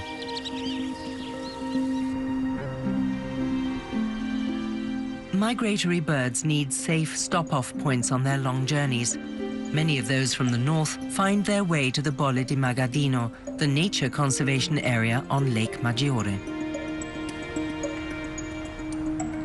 Several weeks have passed. The alluvial forests and bogs of the wetland are now resplendent with color.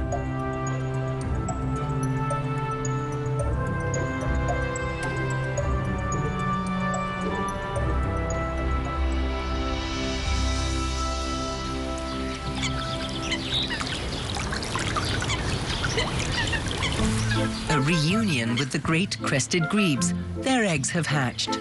The chicks are known here as pulli. A pair of adults can hatch up to 6 young. Only one of this pair's chicks has survived. Many pulli fall prey to predatory fish or birds.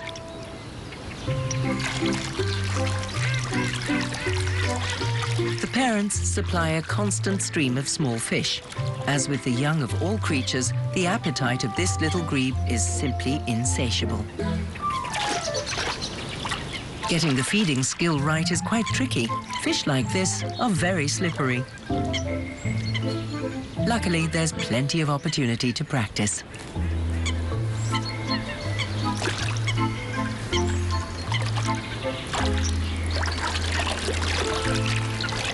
For the first few weeks, the young are carried on their parents' backs.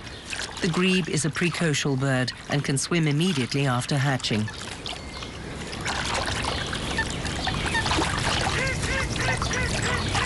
The parents feed their offspring fish and feathers. The feathers line their stomachs to protect them from sharp fish bones. The adult birds pull out their own feathers for this purpose.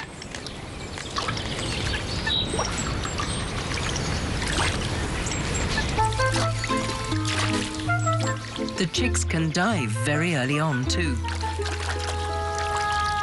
Despite these little forays into independence, life is much more comfortable with mother.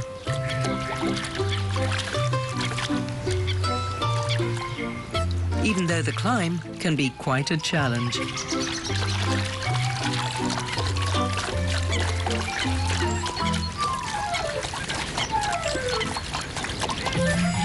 The adult bird's feathers can't protect against every danger, but they do keep the chick nice and warm.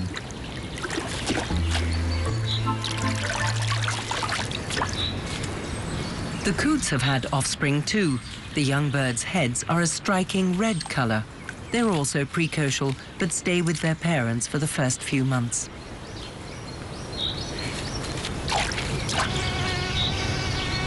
The marshes of the Bolle di Magadino are not just ideal breeding grounds for birds, but also for gnats and flies.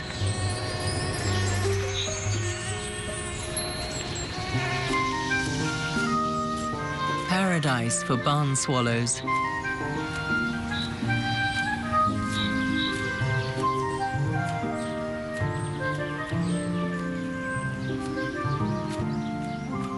They only come here to hunt. Their nests are usually located close to human beings. In earlier days, they often built their nests in barns, hence their name.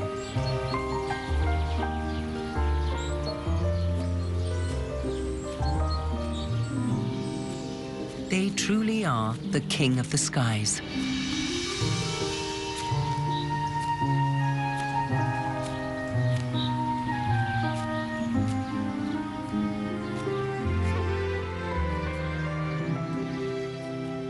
Here, a few kilometers from lively Locarno, one could fancy oneself in another world. Wild landscapes not far from tourist promenades, rugged mountains next to lovely lakes. This is what makes Ticino what it is, the canton of contrasts.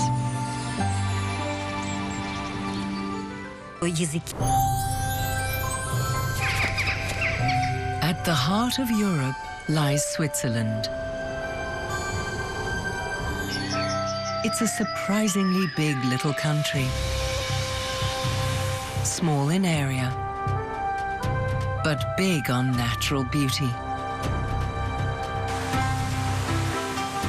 And like its many languages and cultures, its landscapes vary widely too.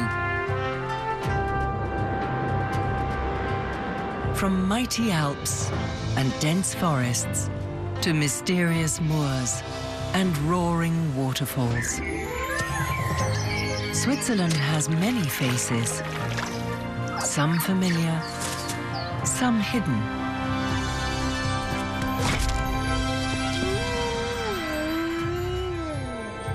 It's a country that's astonishingly rich in variety, wilderness, and scenic wonder.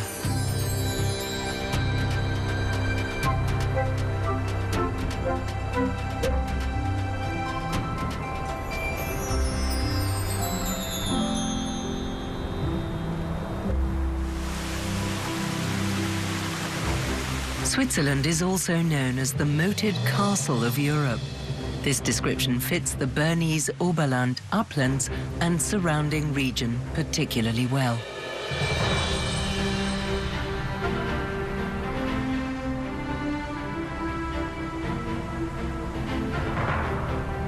Without the water supply from the Alps, Europe would be an empty desert. Millions of people would go thirsty. Huge swathes of agricultural land would be parched. Europe's largest rivers, the Rhine, Rhone, Danube, and Po, would dry up.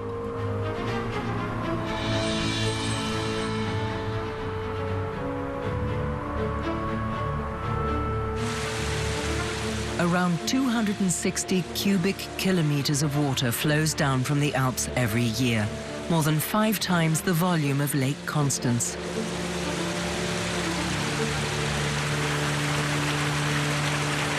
The Swiss mountains play a key role. The melted snow, ice and glaciers supply Europe with water. But the mountains also act as rain catchers. The humid air from the Atlantic collides with the massive wall of mountains, releasing its moisture in the form of precipitation.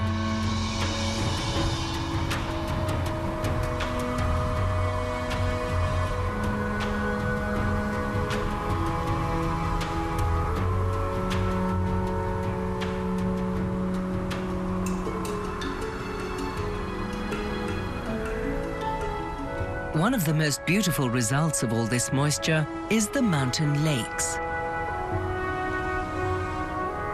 Some, such as the Bachalp Lake above Grindelwald, are covered with ice right through until summer. It's hard to find any life in these lakes. The water is too cold and the winters too long. And many of these areas are extremely isolated. Any passing waterfowl that might have a few fish eggs stuck in its feathers would hardly consider stopping here for a rest, which means that some of these lakes seem almost to be underwater deserts.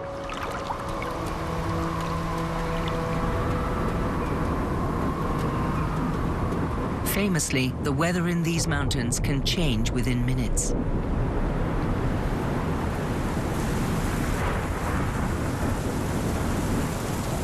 Grey skies, misty, damp air and rain doesn't exactly gladden most hearts, except for one rather special creature. The alpine salamander likes these conditions. It might be native to the Alps, but that certainly doesn't mean it's good at climbing.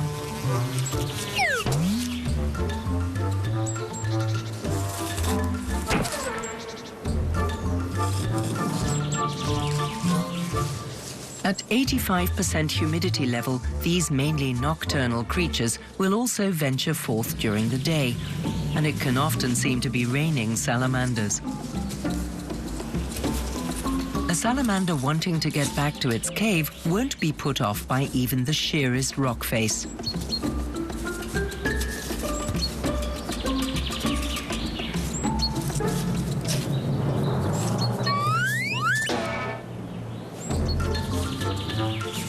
And another try.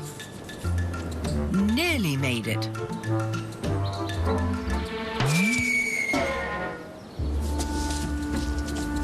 Its sensitive skin, equipped with poisonous glands to protect it against predators, must be kept moist. That's why it's important that it reaches its shelter when the weather turns fine.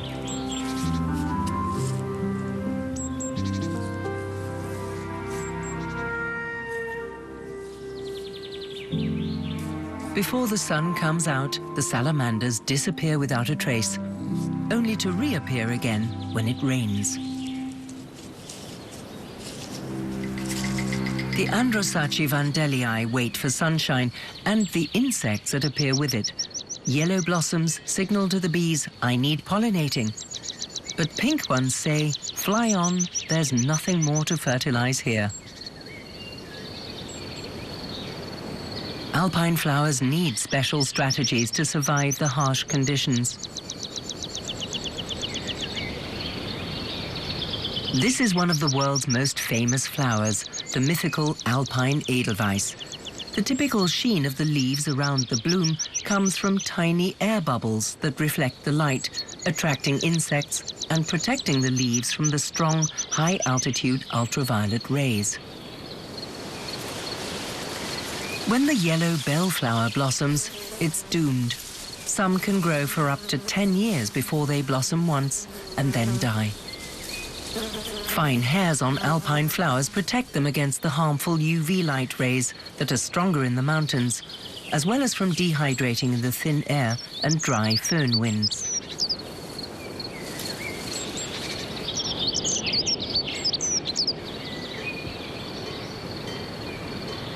Not all gentians have blue flowers, but the intense color gives it a high sun protection factor. And as a positive spin-off for the plant, bees find the blue irresistible. The golden root needs neither other roseroot plants nor insects to reproduce. At a pinch, it will do so on its own. Another adaptation to the hardships of life in the high mountains. They look quite artless, these colorful alpine flowers, and yet they're absolute experts where it comes to sophisticated survival strategies.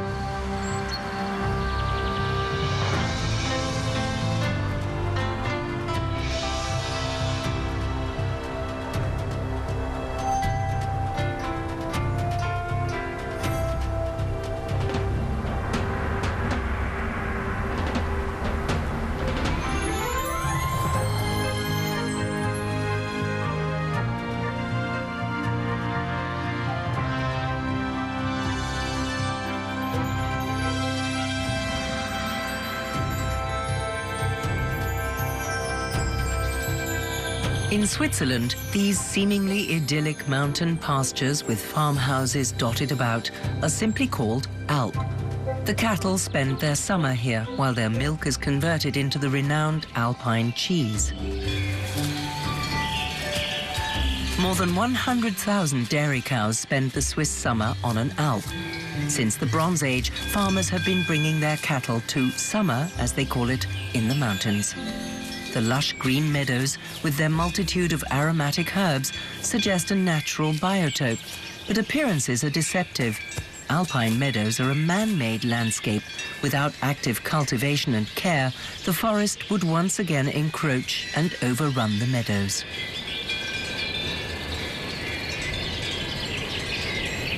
In some regions, the ground is too damp, and cows sink deep into the soil while grazing. Some farmers keep special cows.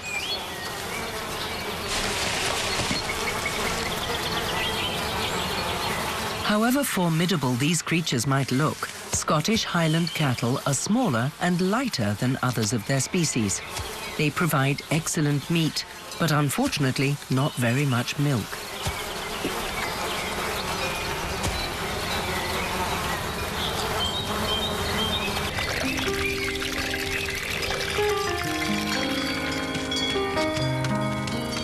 Here on the Imbrig Alp, these cows are on night duty.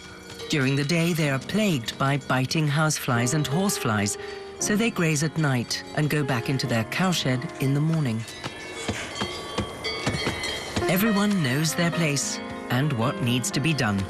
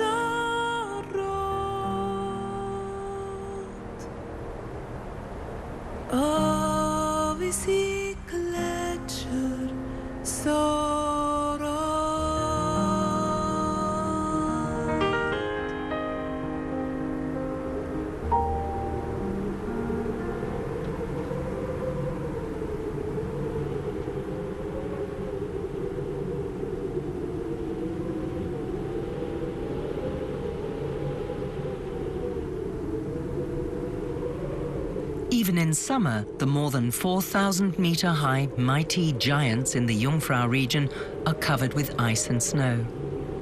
There are very few plants and animals that are able to survive here.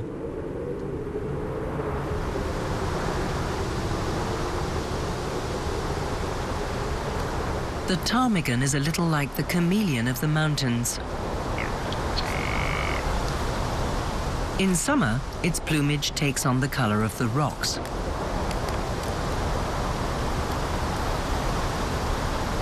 As autumn approaches, and with it early snowfalls, the first white feathers start to appear.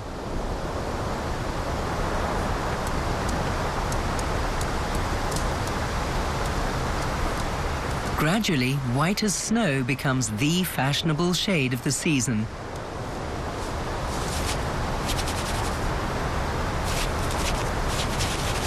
One might almost think that wallowing in the snow turns the birds white. In actual fact, the snow baths help to get rid of their itchy summer plumage.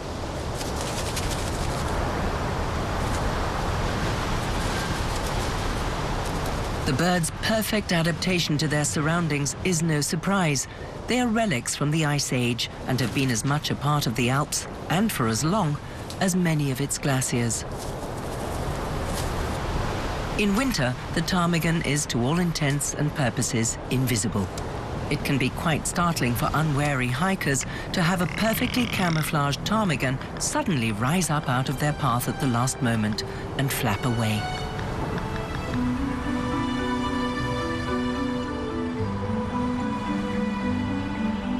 Ptarmigans generally spend the summer at over 3,000-meter altitudes. The temperatures up here on the Jungfraujoch saddle only climb above 0 degrees in the summer. But even in July, there are up to 18 days of frost, although these conditions are apparently not Arctic enough to put some birds off living here.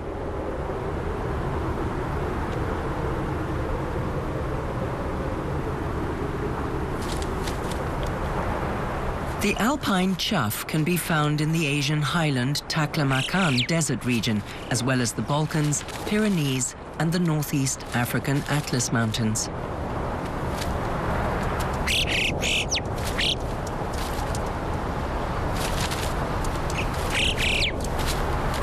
They can breed at altitudes of up to 3,800 meters.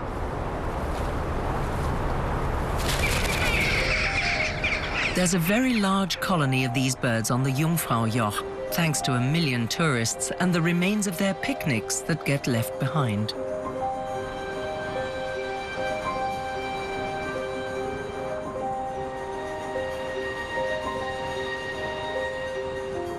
Three large ice streams flow together in confluence below the Jungfraujoch, forming a 900-meter thick ice shield.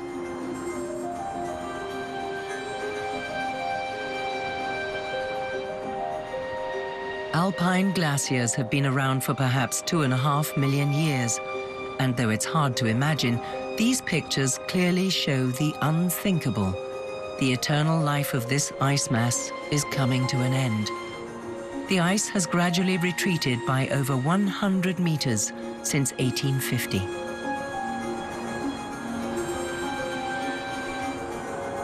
The cause is climate change, which affects Switzerland more than many other countries around the world.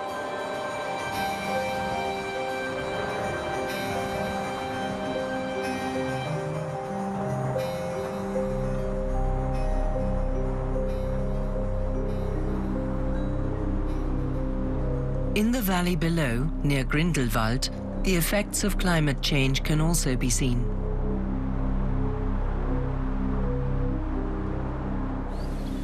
At the foot of the Mettenberg, some bushes are clothed in a fine silk webbing.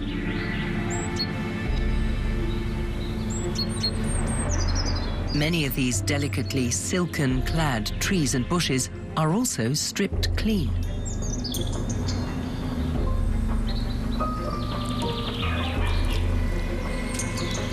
The ermine moth caterpillar has taken firm hold here. It loves warm, dry conditions, and climate change is greatly to its advantage.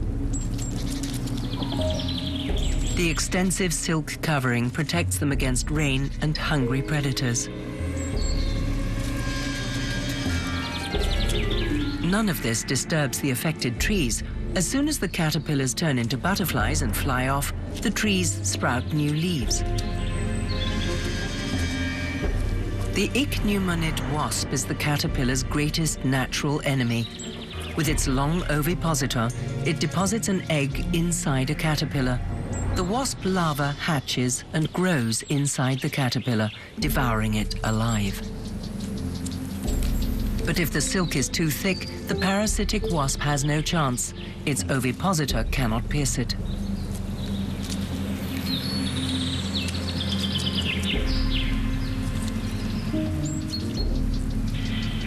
With the warmer climate here, these webs are more common and larger areas are affected.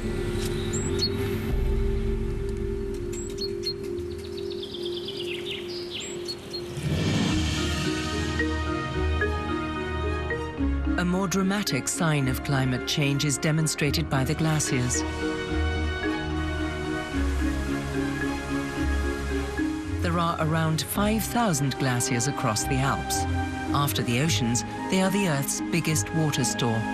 Glaciers store almost 3/4 of all the fresh water on the planet. Their weight distorts rocks and grinds down whole mountains.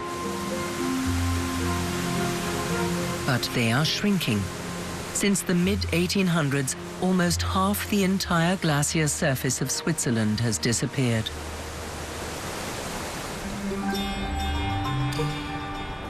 In the summer of 1744, Swiss artist Caspar Wolf painted the lower Grindelwald glacier. Today, it has disappeared.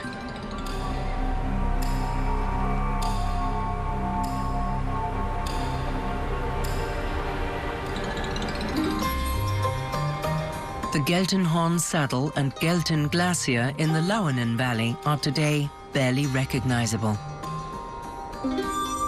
All that's left of the massive ice shield and fern areas are only scanty snow patches.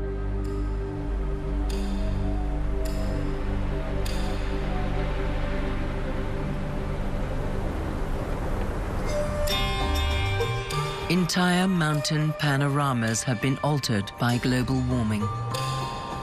Both the Grindelwald glaciers used to reach right down to the bottom of the valley. People used to sell the ice to cool food transported to Paris.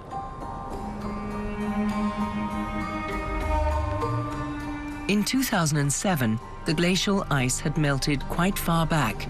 The valley floor was several hundred meters away.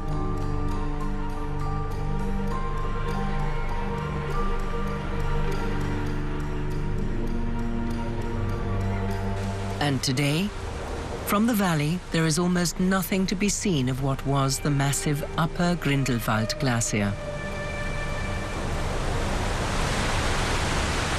The Black Lütschine River now flows where once, not long ago, the valley was filled with a thick mass of ice.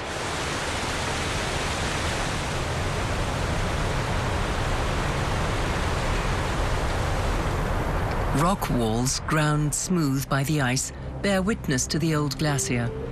What was once one of Switzerland's foremost tourist attractions is no more than forgotten splendor.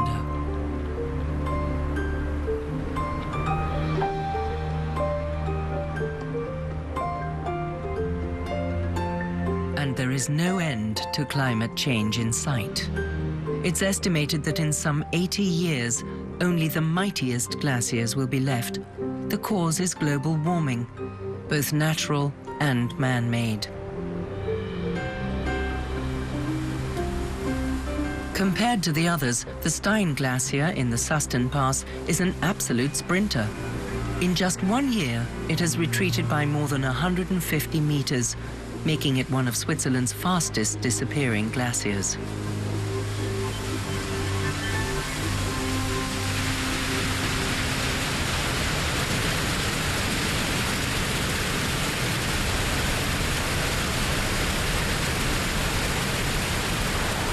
Before the meltwater escapes, it flows under the ice towards the valley floor, picking up pulverized rock along the way and emerging from the glacier's snout as glacial milk.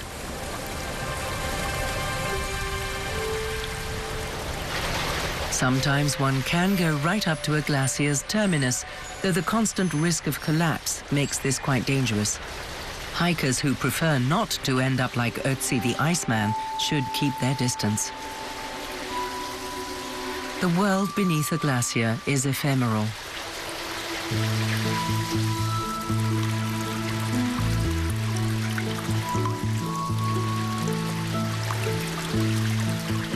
These ice sculptures change constantly. It won't be long before they disappear completely.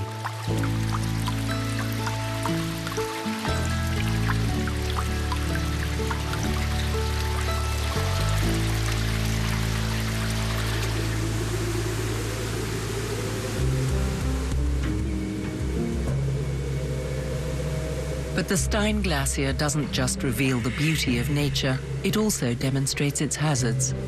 The melting glaciers leave behind numerous dangers for mankind. Landslides and ice avalanches can occur along the sides as the retreating ice mass is no longer there to support the rock walls. Even the meltwater can be dangerous.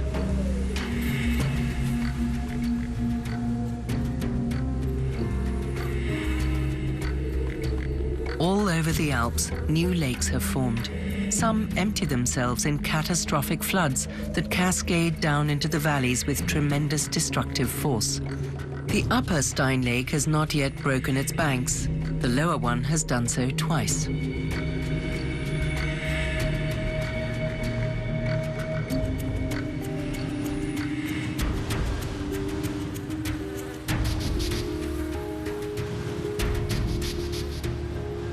Not far from the Stein Glacier, meltwater brooks meander across a plain.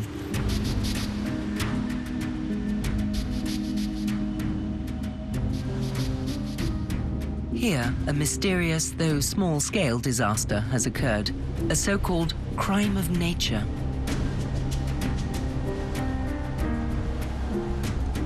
This little meltwater pond is full of corpses.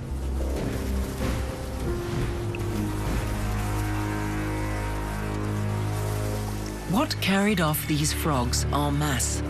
Was it a virus, perhaps? Or the skin fungus that has killed frogs all over the world?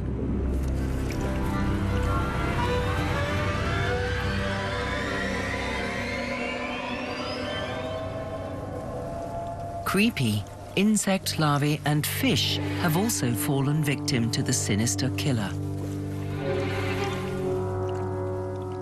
So what happened? The answer to the gruesome riddle proves that nature is not cruel, it is just appallingly indifferent. Right in the middle of the frog's mating season, the meltwater pond suddenly froze solid. The creatures all suffocated. But the story does have a happy ending. Before they died, some frogs did actually manage to mate. Protected by the gelatinous frog spawn coating, many frog larvae survived the deadly frost. So in future, the Stein Glacier will still be home to frogs.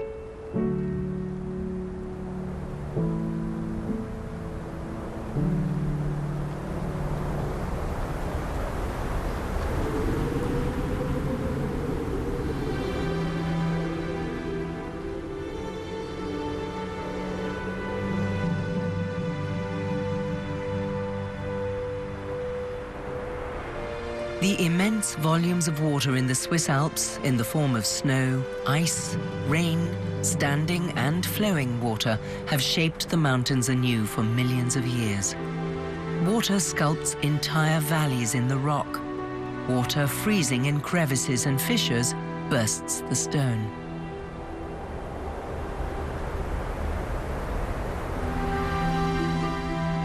Rocks, stones and sand, so-called debris, swept along by water, help to form entire landscapes. In the course of time, this creates unique wonders of nature. Here, water demonstrates what it can do over thousands of years of gradual perseverance. During the Ice Age, the meltwater from the Aare Glacier gouged out no fewer than 7 deep gorges in a rock plateau. One of these gorges is today the riverbed of the River Aare. For some, it's an eerie place. The gorge is said to have been the home of a mythical millipede-type dragon.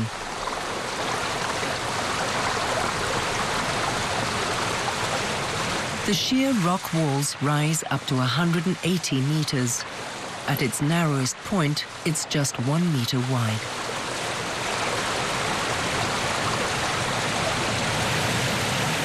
The Aare flows quite sedately through the gorge here, but meltwater from the high mountain regions can behave quite differently.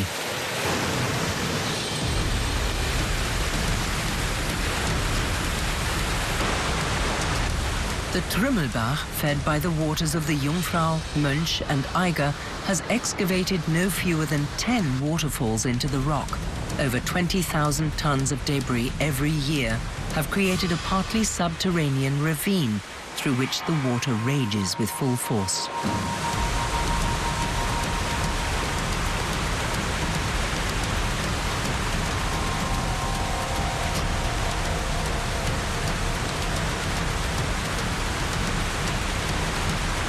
But even in this whirling, churning chaos and infernal thundering, there are moments of poetic beauty.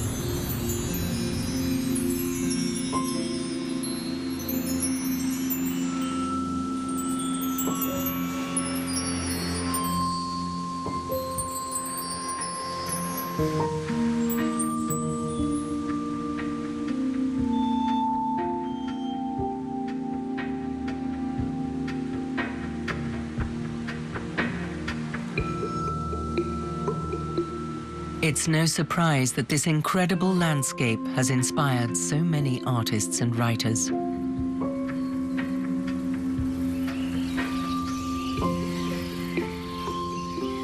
Sir Arthur Conan Doyle chose the Reichenbach Falls as the scene where his master detective, Sherlock Holmes, dies. The Reichenbach Falls, as he wrote in his story The Final Problem, is indeed a fearful place. The torrent, swollen by the melting snow, plunges into a tremendous abyss from which the spray rolls up. The shaft is an immense chasm lined by glistening coal-black rock, and narrowing into a creaming, boiling pit of incalculable depth. And the thick, flickering curtain of spray, hissing forever upward, turns a man giddy with its constant whirl and clamour.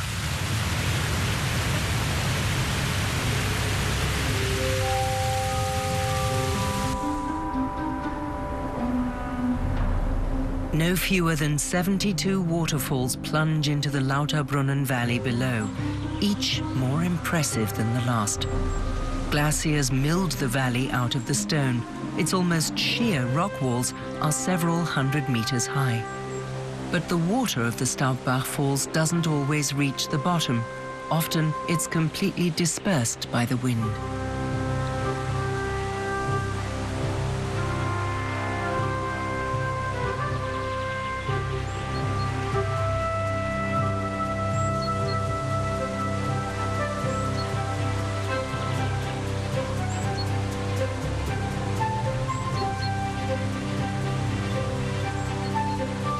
In the 1930s, John Ronald Royal Tolkien visited the Lauterbrunnen Valley. He was so impressed by it that it inspired him. In his Lord of the Rings trilogy, there is also a place that is surrounded by high rock walls with cascading waterfalls. Rivendell, the elven town.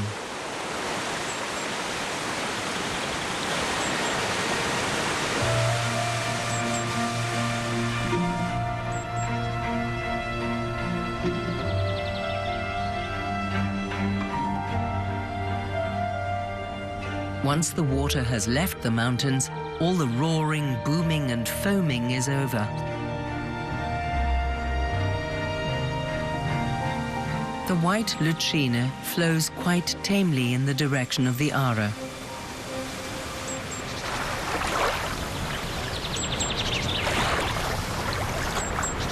Since leaving the gorge, the Aare itself has become a long, peaceful river.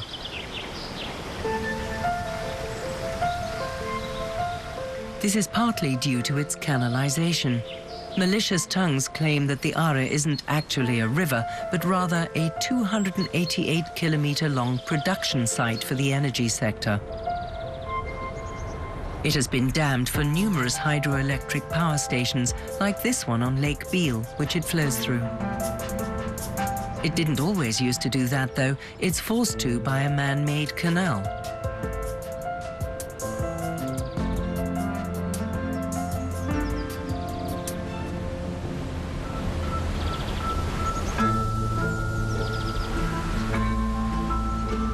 And then heads straight as a die towards the River Rhine.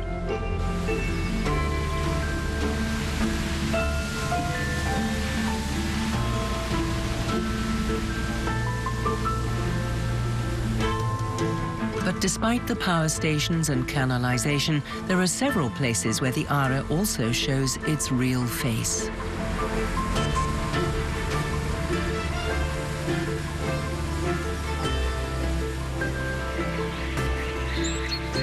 In nature reserves such as the Alte Aare wetlands, at least parts of the River Aare are allowed to flow as they wish. It's conservation with an ulterior motive. The wetlands provide a floodplain, protecting people and their villages from floods.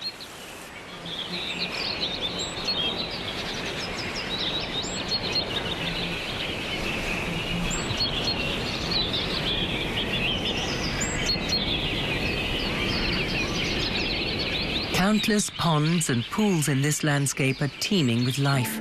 Some of the inhabitants might not be instantly recognizable to everyone, though.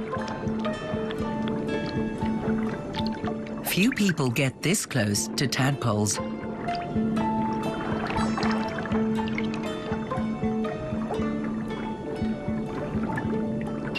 Up in the mountains, it can sometimes take a year for tadpoles to develop into frogs. And then the baby frogs have to survive the hard winters. Below on the Swiss plateau, it all goes much faster. Warm sun and plentiful food in the form of plant parts reduce the tadpole's transformation period to a couple of weeks.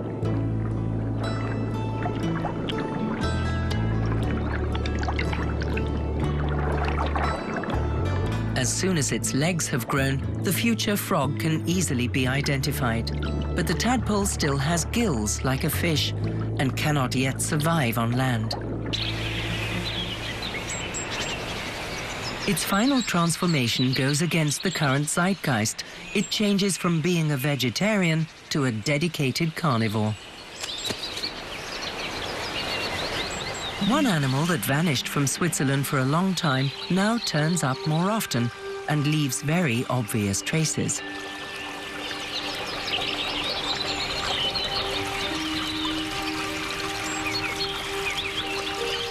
During the day, it's rarely seen at all.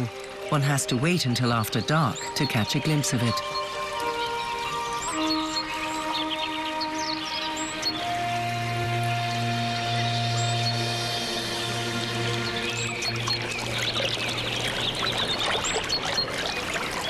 The fact that beavers are sighted more frequently is the result of a successful reintroduction program. Since the 1950s, 141 beavers have been released into the wild. Today, they number over 3,000.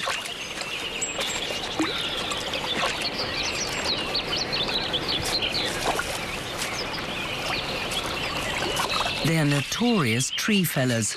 They can't climb, so they fell trees instead to get at their juicy leaves.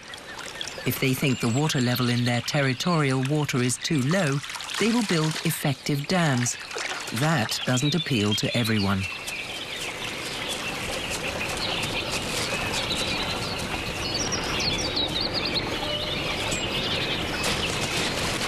Beavers only eat plants, and they're not fussy.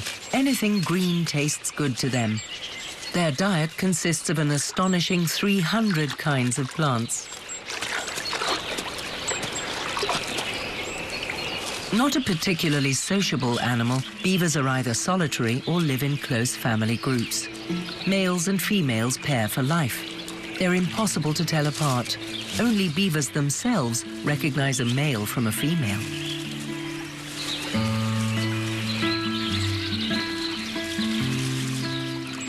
For nature, the beaver is a blessing. Where it builds dams and creates pools, the groundwater increases and plants can grow better. Their tree felling allows more light and warmth to reach the forest floor. And its pools are also valuable biotopes, teeming with life. The nature conservation area that this beaver has selected as its habitat looks like an impenetrable jungle.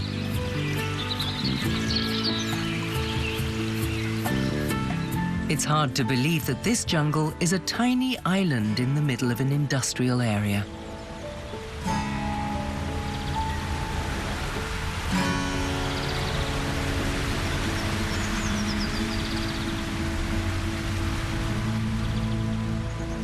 Water creates landscapes in Switzerland that one wouldn't normally expect to find here otherwise. Moors.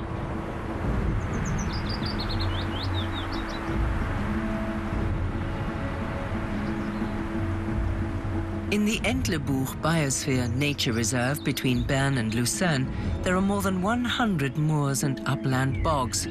They were created after the last ice age, around 10,000 years ago. Over the centuries, huge areas of bog were drained as human beings needed the land, or they extracted the peat for heating. But in Entlebuch, 2,000 hectares of moor was retained, a unique habitat.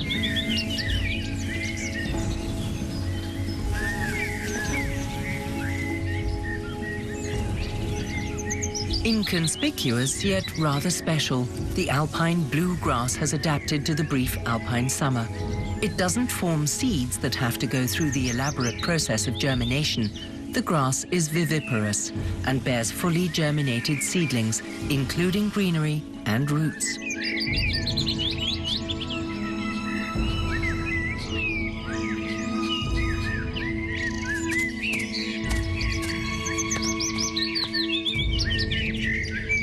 There's a creature hiding somewhere in this picture. This green huntsman spider is a female, as its completely green camouflage reveals. The males have a red stripe down their backs. Not all insect eaters have legs. The butterwort bears white or purple flowers. Larger creatures such as the smooth newt have no reason to fear the plant. But for insects, the leaves of the butterwort are a death trap. The plant digests the insects alive.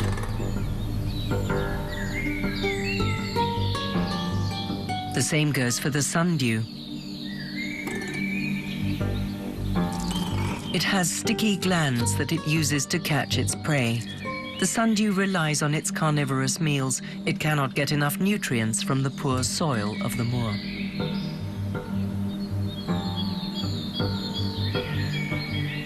Moors are very moist regions, formed among other things by rainwater that cannot drain away.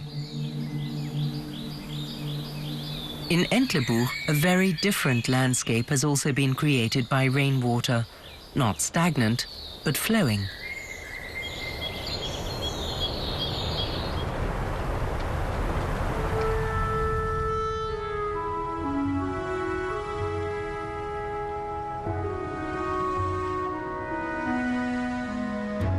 The rainwater has created a bizarre landscape out of the limestone mountain, but the Schrattenfluh wasn't formed like the gorges in the Alps by minute quartz particles in the water grinding the rock away. The Schrattenfluh was formed by chemistry. The slightly acid rainwater dissolved the limestone, creating fissures and grooves.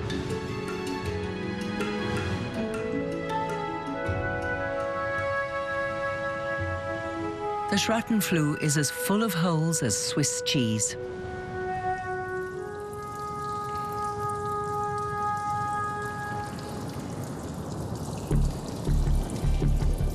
Some 250 kilometers of caves have been discovered by researchers to date, but the Schrattenfluh is probably riddled with many more holes, shafts and tunnels.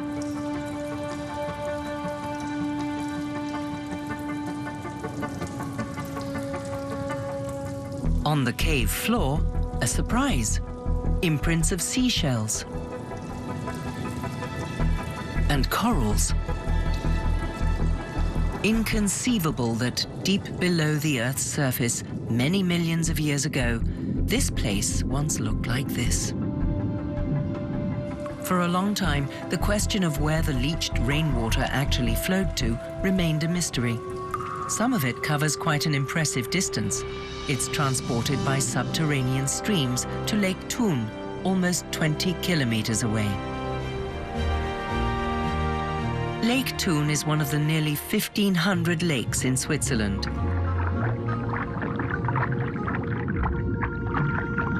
Apart from the coldest mountain lakes, they're generally highly biodiverse habitats. Several Swiss lakes, including Lake Sempach here, are home to a highly controversial animal. It can turn fishermen and fish farmers red-faced with anger. Their accusation? The creature eats too many fish and is emptying the lake. The cormorant used to visit Switzerland as a migrating bird. It stayed a short while and then left.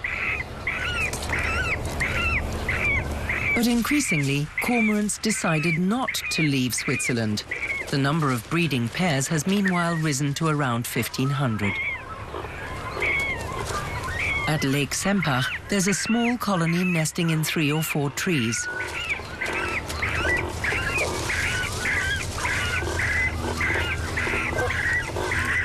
Each nest holds between 2 and 4 chicks. There's a fair division of labor among cormorants. One adult bird guards the brood, keeping them warm in the cold and providing shade in the heat. The other adult bird tirelessly provides food.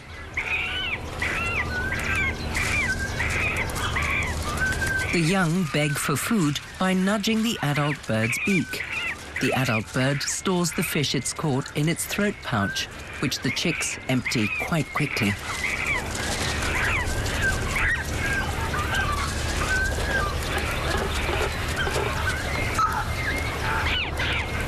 The biggest chick has the best chance of survival, because not every chick makes it.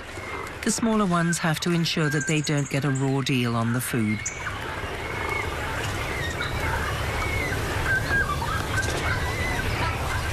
Life in the breeding colony has one disadvantage. One can never be sure what will come one's way from above.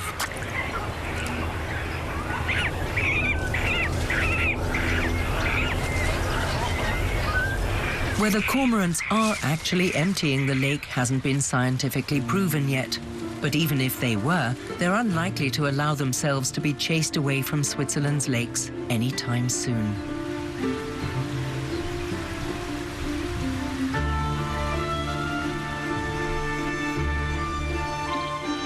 Slowly but surely, the Aare flows to its final destination. The further onwards it flows, the more densely populated the countryside. Little traditional villages, like picturesque Buren, dot its banks.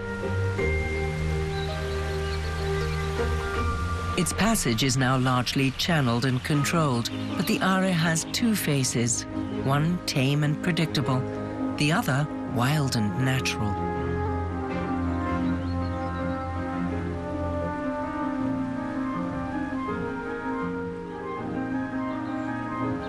Alongside the canal-like river, there are wildly romantic stretches many kilometers long.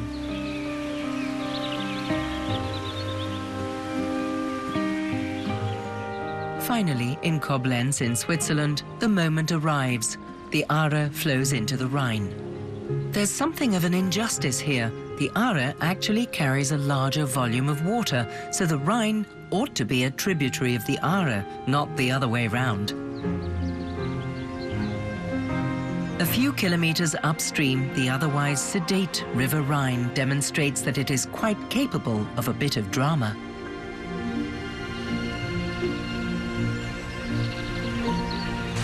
Although the mighty river at its source is rather more idyllic, almost like a little mountain stream.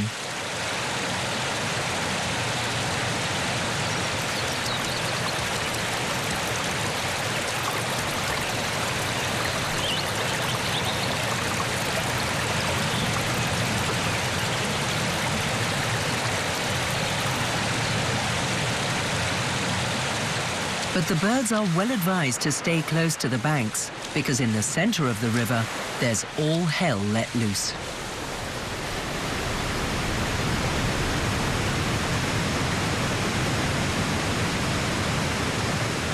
In summer, 600 cubic meters of water descends here every second, making the Rhine Falls one of the biggest waterfalls in Europe. Even though at 23 meters, it's far from being the highest.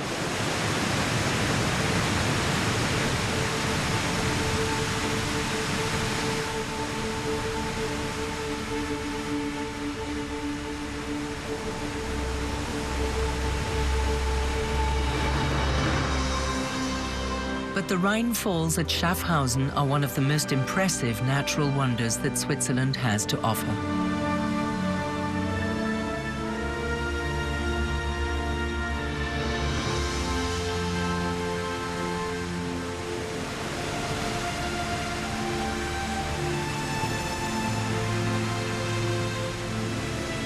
The fact that this splendid phenomenon still exists is sheer luck.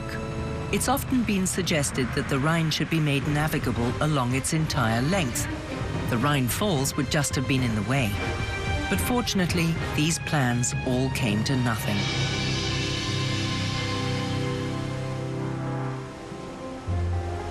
Today, the Rhine Falls are no longer seen as a nuisance, but rather one of the most spectacular places in Europe, a sight not to be missed, either by day or by night.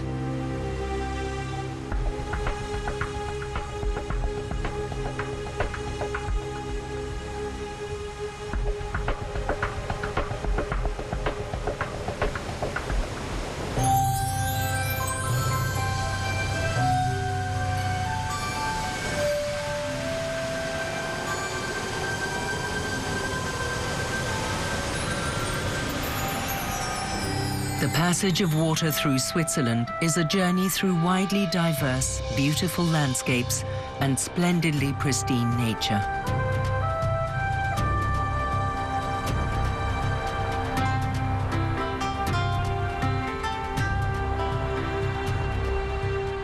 All life depends on this water, also that of the people who drink it, irrigate their fields with it, or use it to generate power.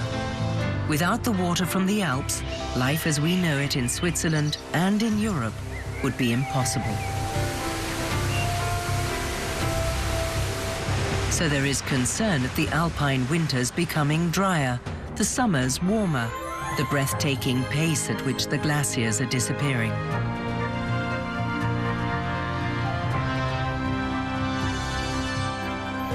But nature, finding refuge in so many places in a densely populated country like Switzerland and still flourishing, has a valuable lesson to pass on.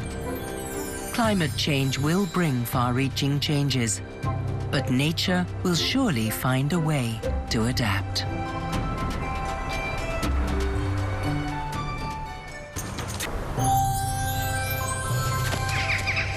At the heart of Europe lies Switzerland.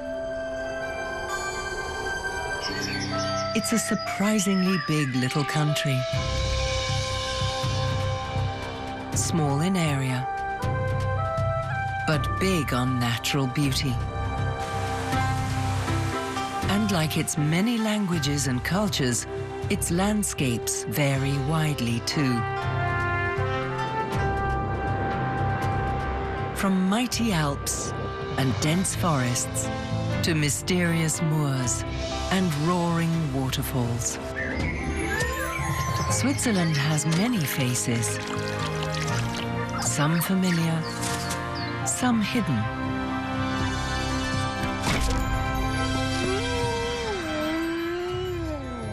It's a country that's astonishingly rich in variety, wilderness, and scenic wonder.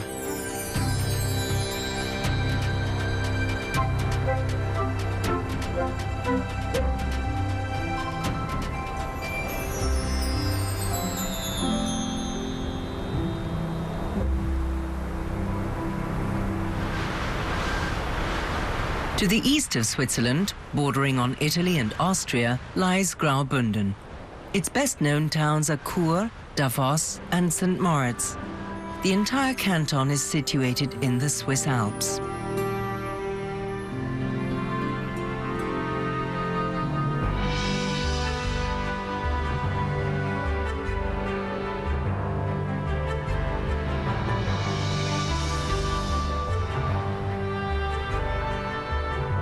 These images make the hearts of skiers and snowboarders beat faster.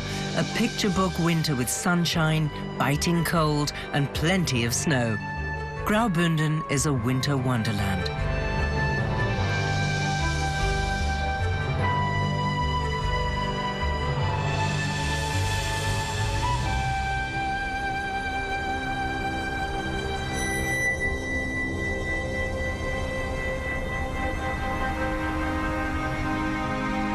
But fun on the slopes and après-ski pleasures are only one aspect of a Swiss winter.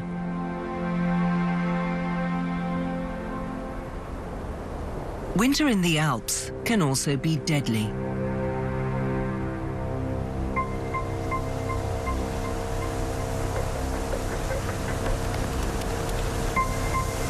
It heaps snow and ice mercilessly over everything in its path.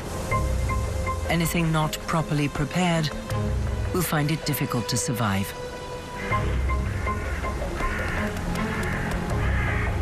Just the sight of this is enough to make humans freeze, yet these cold, rocky valleys and inhospitable forests are wildlife habitats, even at sub-zero temperatures and in lethal winter storms. Oddly, for a highland region animal, the ibex doesn't actually like snow. It will go out of its way to avoid it. But in very snowy winters, that's pretty well impossible. In addition to frozen food, an itchy winter coat is a constant irritation in the cold season.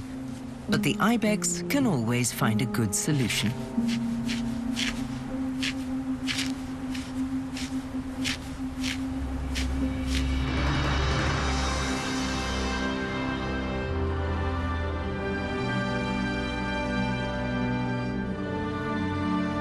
As for smaller, more delicate or sensitive creatures, they're best advised to take refuge under the snow. Despite snow being nothing more than frozen water, it actually works as a kind of thermal insulation.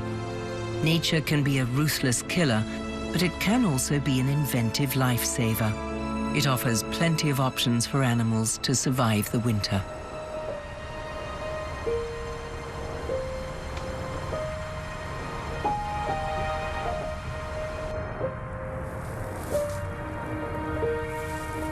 For marmots, their survival strategy is hibernation.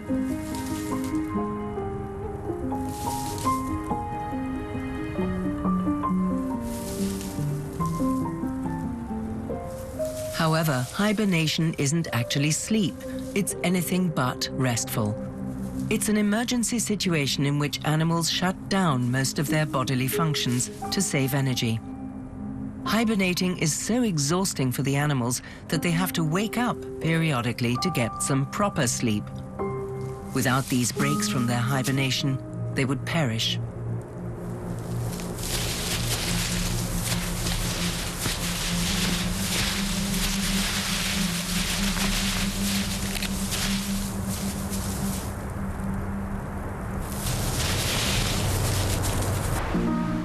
Some creatures don't sleep, they chill. This way, even the most delicate summer beauties can survive the winter, including the brimstone butterfly. It's a kind of alcoholic. Its body's sugar alcohol, glycerine, helps it to survive the winter. There's an entire kingdom spending winter in this heap. Workers, larvae, and of course a queen. Ants also spend the cold months hibernating. Many survival experts spend their winters well protected underground or in hollows they've chewed into dead wood.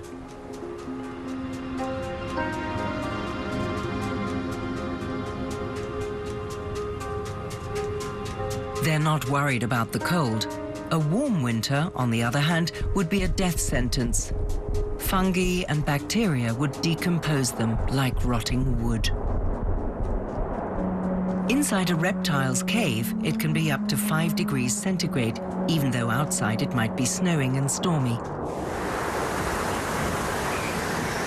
But even an internal anti-freeze system or a cozy cave can be insufficient protection against extreme winters.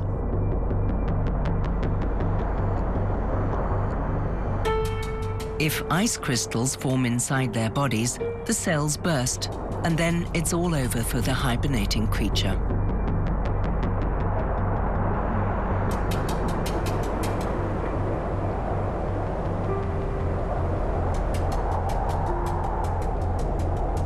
In winter, the days might be cold and hostile to life, but the nights often turn into an icy hell.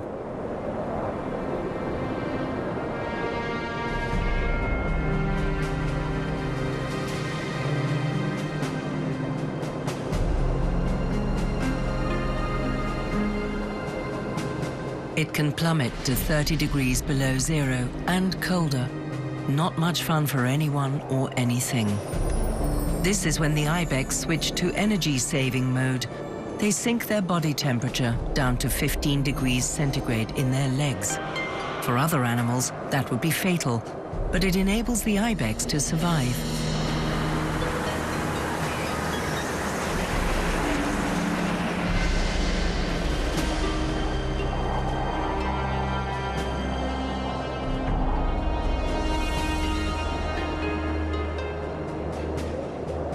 A glimmer of hope on the horizon. The first light of the rising sun not only heralds a new day, it also means spring is a little closer.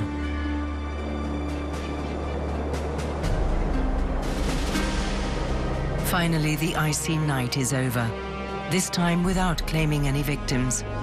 With a kind of stubborn tolerance, the animal kingdom has survived another brutally cold night.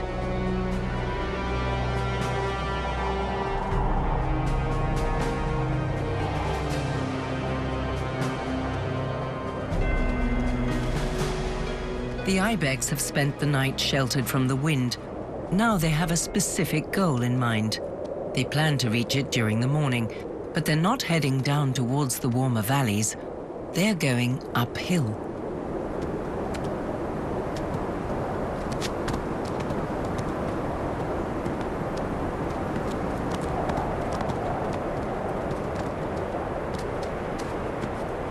Higher and higher they go, on legs stiff with cold. They'll need a bit of luck. What this ibex procession is hoping for doesn't appear every day.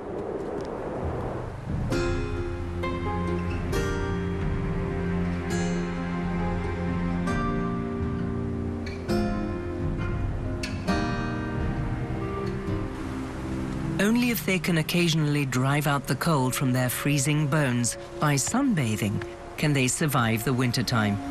They'll even tolerate the scanty food supply among the steep rocks just to spend some time in the sun.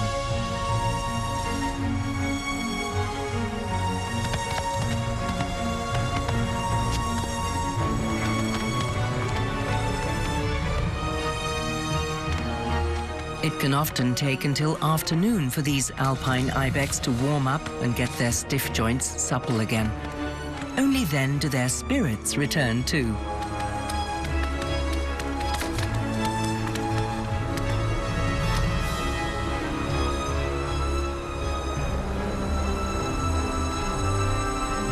By this time, other animals have long been busy finding their breakfast. The fox needs around 20 mice a day to survive, but in winter, it's not that easy to catch them.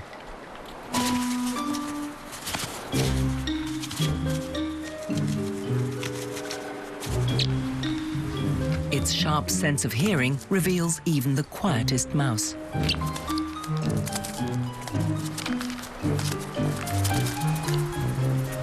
By fine-tuning its hearing, it can locate a mouse to the millimeter. Next comes the mouse jump, a miracle of precision and accuracy. Nothing can save the mouse now.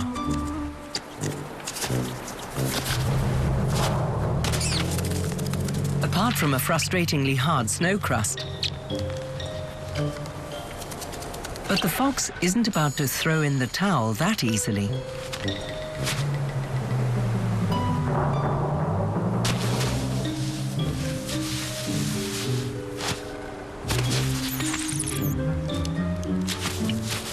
This mouse and 19 of its brethren won't have much of a chance today.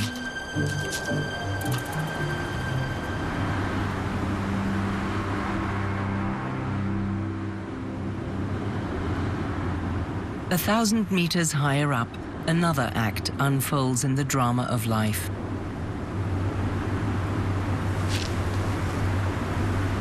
Now in December and January, it's the rutting season.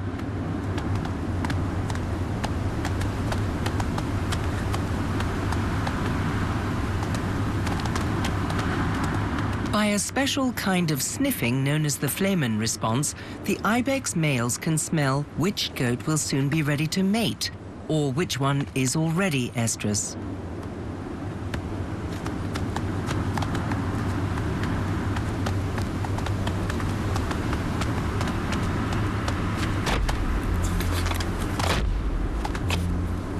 Ranking fights that take place in winter are mostly playful skirmishes. The animals have to conserve valuable energy, so the males only push each other around a bit.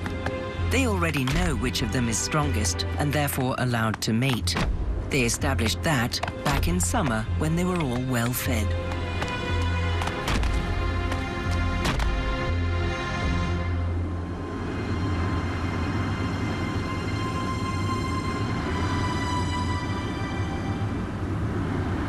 But these two apparently have more issues to sort out between themselves.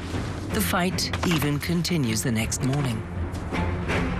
A blow just 1/60th of the force of these would fracture a human skull. But ibex skulls are made up of movable plates with a cartilaginous buffering substance between them that cushions the blows.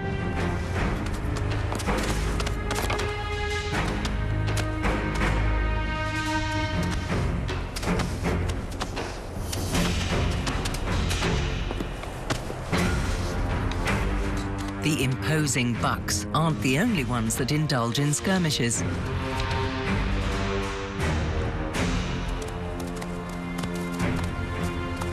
Sometimes the females fight as well.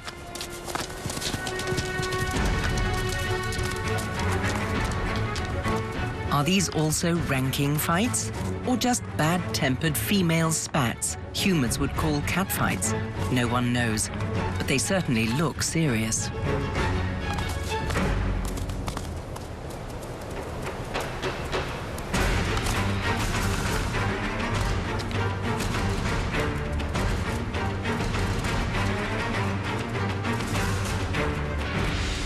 The loser is chased away, humiliated.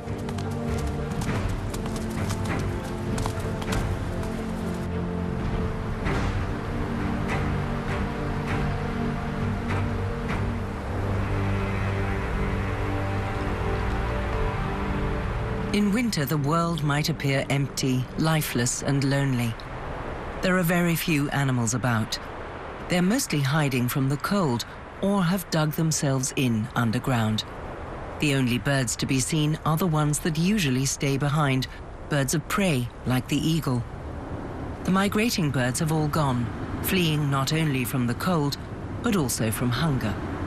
There's not much nourishment about for insectivores in this icy world. The only survivors here are survival experts and those who have help.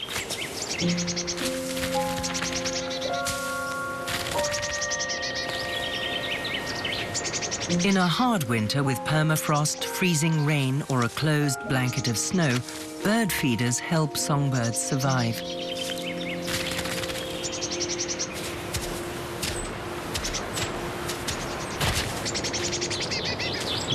Domestic birds, such as tits, would probably survive without food, despite the harsh conditions.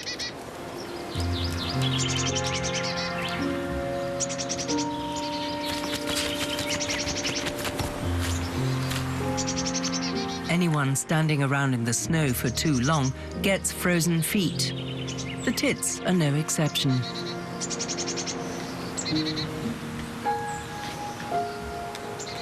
The feeding of songbirds is a controversial issue.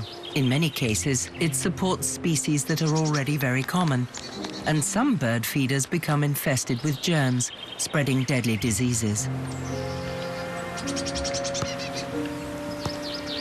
The nuthatch wedges its food in tree bark cracks. That way it can crack things open. In summer, insects. In winter, seeds and nuts. This squirrel is doing well. It lives in a coniferous forest where it can find food all year round. So it can be quite lazy during summer, unlike its relatives that live in deciduous forests that have to lay down supplies of food.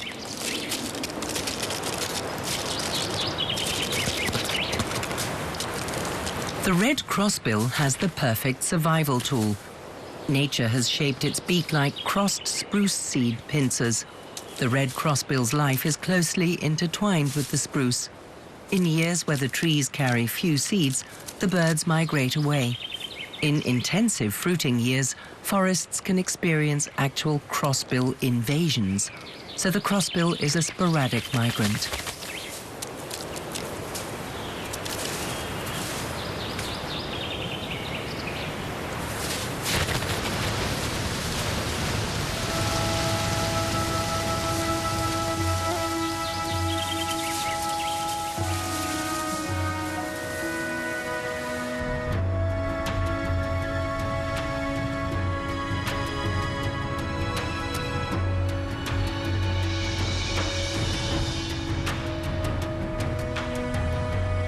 One-third of Switzerland is covered in forest. That's around 500 million trees, which works out to around 60 trees per Swiss citizen.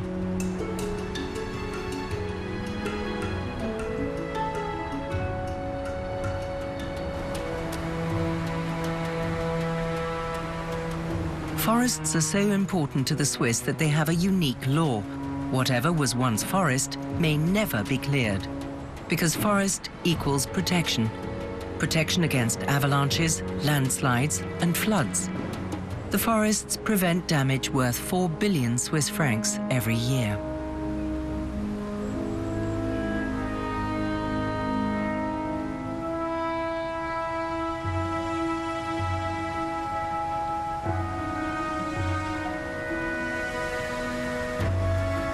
"25,000 species of animals depend on forests.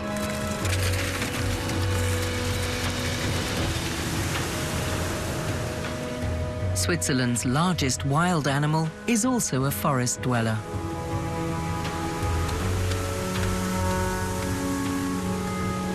As soon as the first snow falls, the red deer move from the mountains down to the valleys. Their survival strategy? Save energy. To protect themselves from the cold, they grow a warm topcoat of long fur. They also reduce their body temperature, shrink their digestive organs, lower their pulse, and stand still a lot of the time. Their lives depend on them staying quiet. Every time they have to gear up their cooled down bodies, to flee, for instance, a stag can use up so much energy that it's no longer able to survive through until the end of the winter.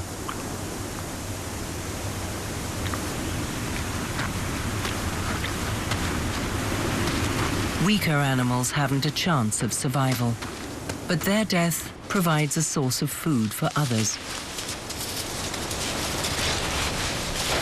There are around 200 lynxes in Switzerland, the result of a successful reintroduction program.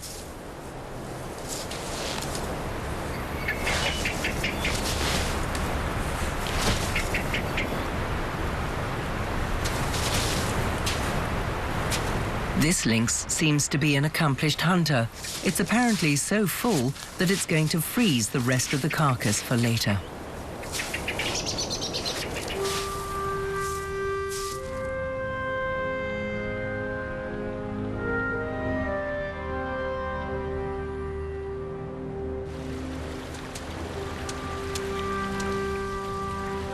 This herd of deer is lucky. They've found a south-facing slope where they don't need to dig around much for their food. These deer will stay here all winter.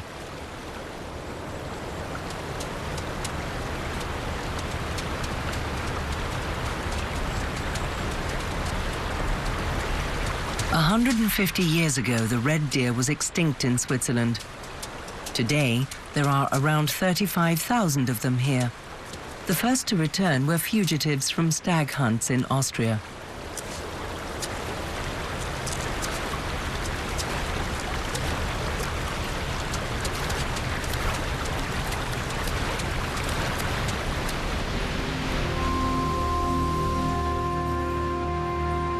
Some forests in this region are rather special.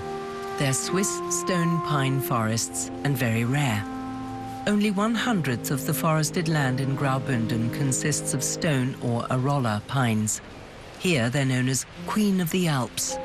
The Swiss author Alois Schniedrich wrote, "The stone pine forest is the adornment of the mountains, whose bald skull it decorates with incense-perfumed curls."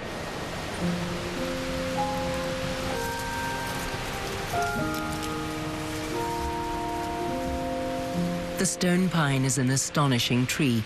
Alone among trees, it can brave temperatures of -45 degrees centigrade and flourishes in an area in which winter rules for most of the year.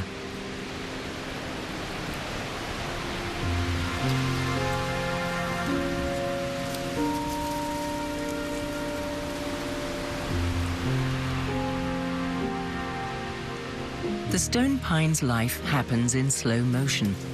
It doesn't bear a single pine cone before it's 40 years old. Then, when they appear, they take 3 years to ripen, and the stone pine can live for over 1,000 years.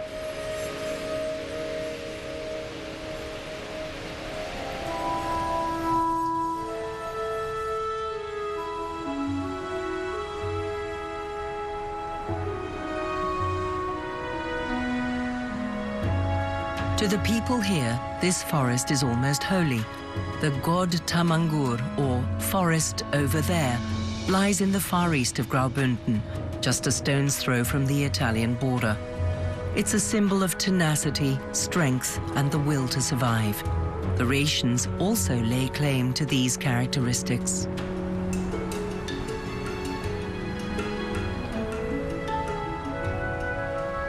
For centuries, people mined silver and lead in the area. The mines and the smelting of the ore consumed vast quantities of wood. But this special forest survived this era undamaged. And today, no one may touch it. The God Tamangur, one of the world's highest stone pine forests, is a forbidden zone for axes or saws.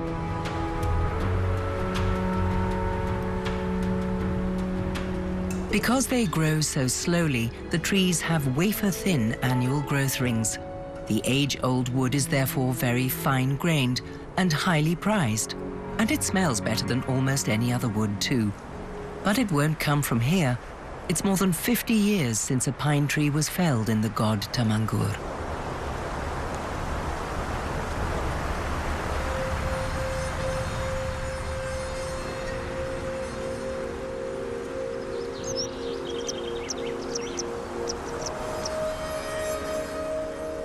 Stone pine forests are profoundly peaceful places, but they would never even exist were it not for a manically active creature.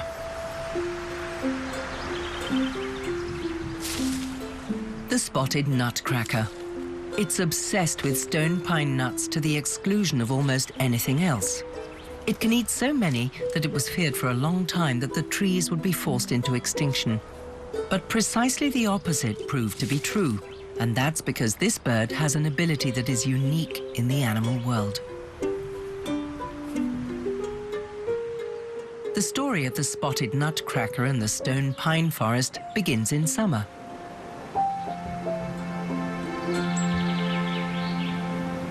The spotted nutcracker is a hard worker. During the summer months, it gathers around 100,000 stone pine nuts, transporting the pine cones to one special spot to hack them out of the cones. Like Scrooge McDuck with his money, the spotted nutcracker thinks only about its pine nuts.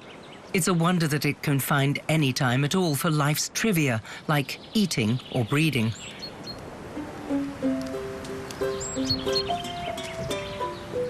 The spotted nutcracker sets up around 10,000 stashes of nuts and will find almost all of them again in winter.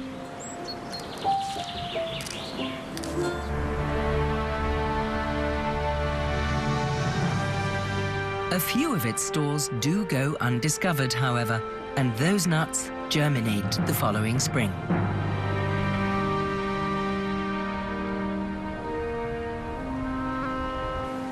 The saplings protect each other against chill winds, excess rain, or from being eaten.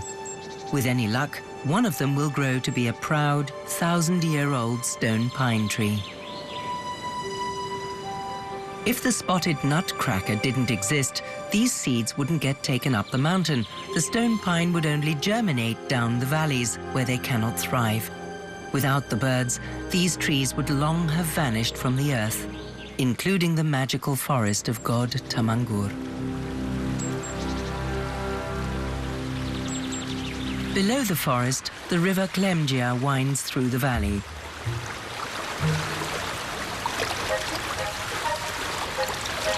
The water ousel seems to be the only creature here that isn't hibernating.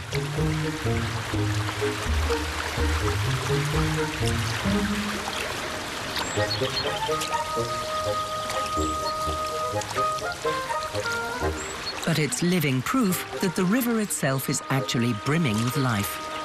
It's constantly diving to take its prey, especially insect larvae, and it's a very successful hunter.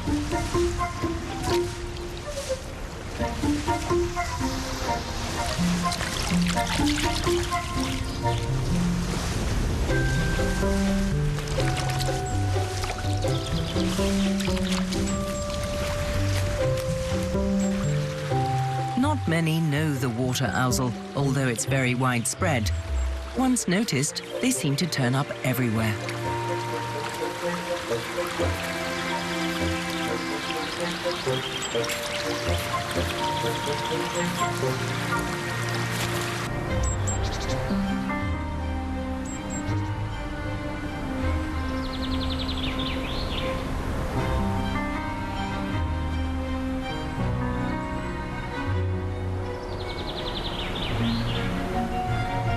As the vegetation indicates, conditions are much harsher in the higher mountain regions.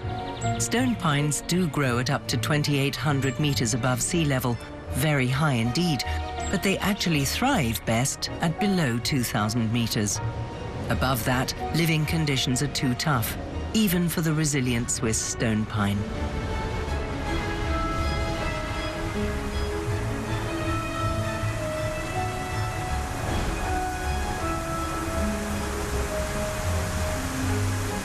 Very cold winters will drive animals that actually prefer a high mountain habitat down into the lower regions.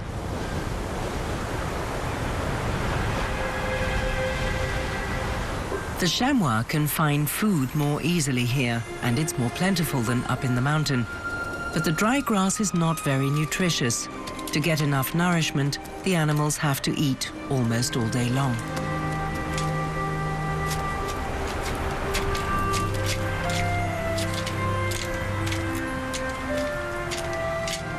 But the fodder isn't free. The price is interference by human beings. Skiers and snowboarders are the reason why not all the chamois head down into the valleys when food rations become scarce.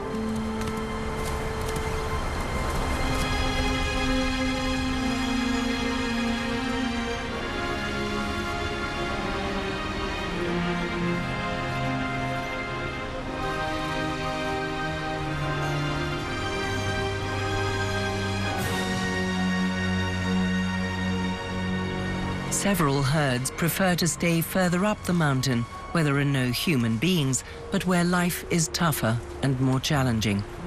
Unlike the ibex, they don't sun themselves, preferring to stay in the shade.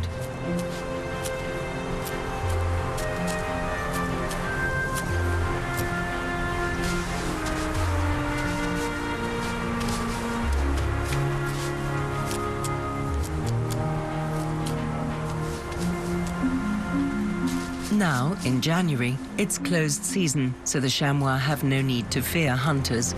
Not the ones with guns, at any rate. For the lynx, it's open season on chamois all year round. And golden eagles are especially fond of chamois kids.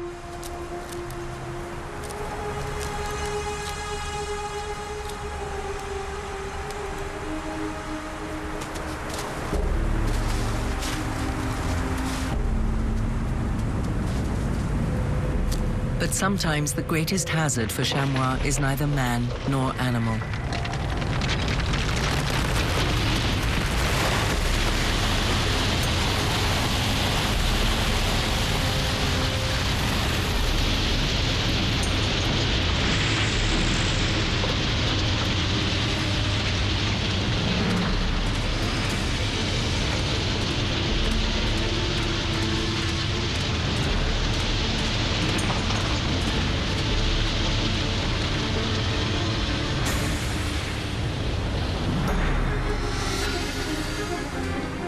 All year round, avalanches and landslides pose a tremendous danger for chamois.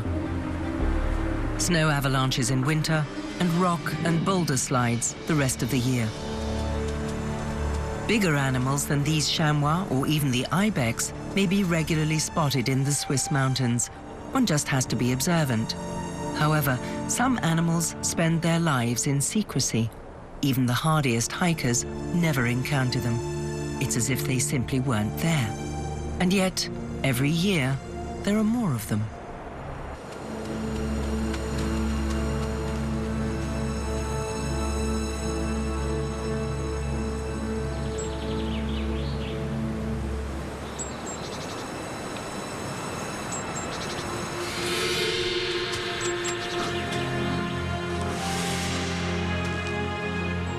Since the mid-90s, it's been back in Switzerland.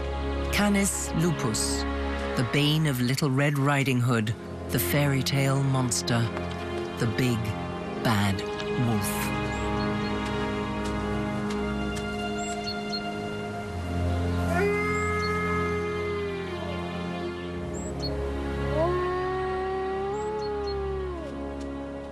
Anyone following the acrimonious discussion about the wolf might assume that there were hundreds of them roaming about Switzerland, and yet there are only around 30 in 3 packs. Some of the alleged wolves that have been spotted have in fact been dogs. Even wolf researchers hardly ever get to see the object of their research programs. Anyone wanting to study wolves' behavior or film them has to rely on an animal park. Those who try researching them in the wild generally end up examining what they've left behind.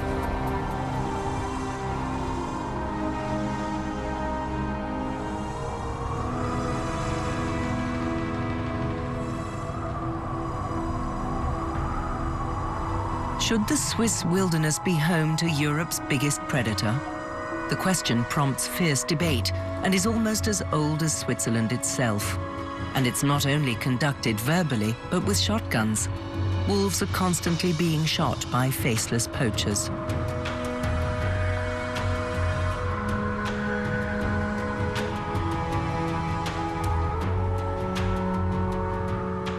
Many experts believe that fear of wolves is unwarranted, that the only dangerous wolves are found in children's fairy tales.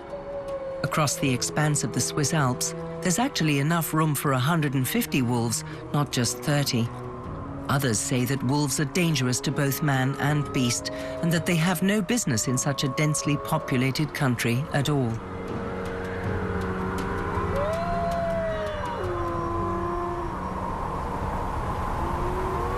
Now, Gemütlichkeit, or conviviality and comfort, settles on the towns and villages.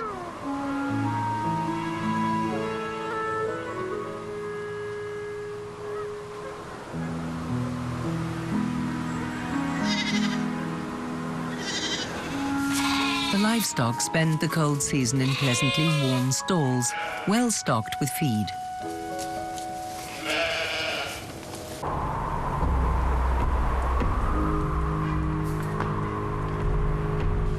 The long nights and low temperatures in winter also cause problems for the wolves. Their prey is hard to catch in the deep snow. Winter is a time of hunger and privation for the alleged monster. The valleys, however, seem like a land of milk and honey.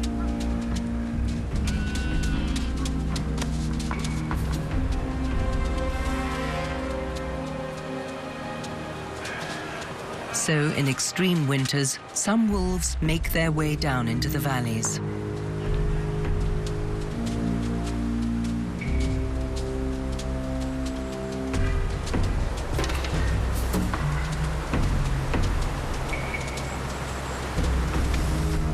They're not welcome, though. Any wolf that approaches a settlement should beware of shotguns. If the pack living in the Kalanda range gets too close to town, a young wolf is meant to be shot to scare them off. But the Kalanda wolves are as invisible as if cloaked by magic.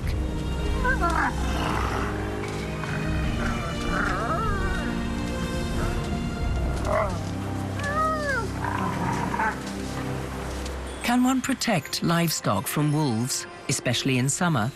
Or are they all helplessly at the wolves' mercy? There is actually something that keeps wolves away from the herds when they're outside, and it lives right in the midst of the herd.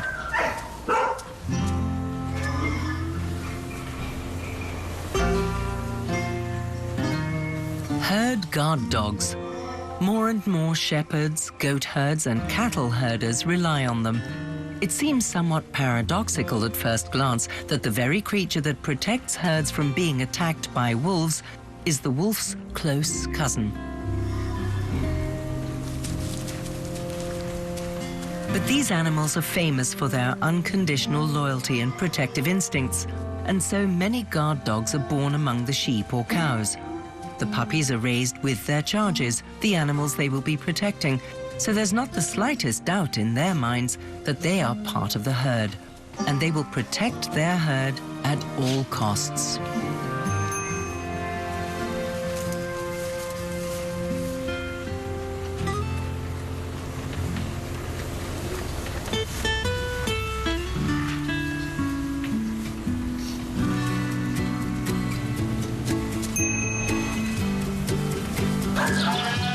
Herd guard dogs are not sheepdogs. They don't know how to gather and run a herd.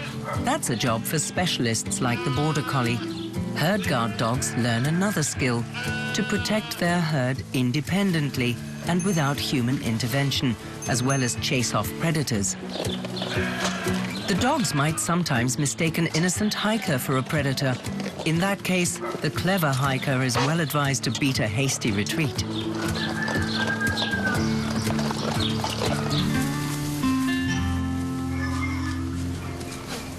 Wolves that rarely attack domestic animals are persecuted by humans less often, so herd guard dogs are simultaneously wolf pack protection dogs.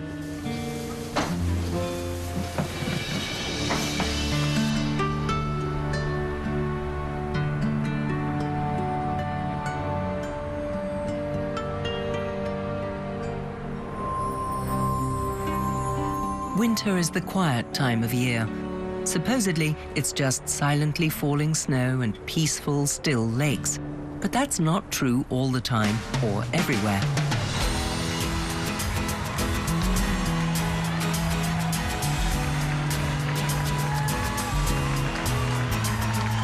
Every year, 13,000 cross-country skiers turn the upper Engadine Valley near St. Moritz into sporting pandemonium. For a couple of days, peace and quiet take a back seat. An unusual feature of the Engadine skiing marathon, the course crosses two frozen lakes, Lake Sils and Lake Silvaplana.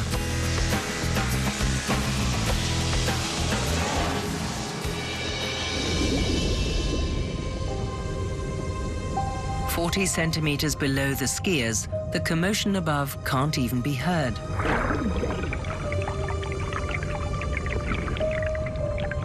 Under the ice, the lake is quiet and still. The fish have disappeared to hibernate in the deepest waters. Even the plants seem to languish in the dim light that penetrates the ice shield.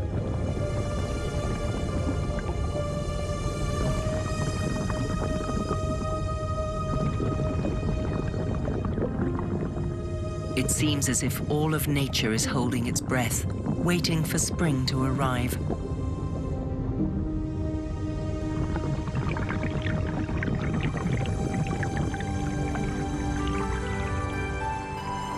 But spring takes its time here.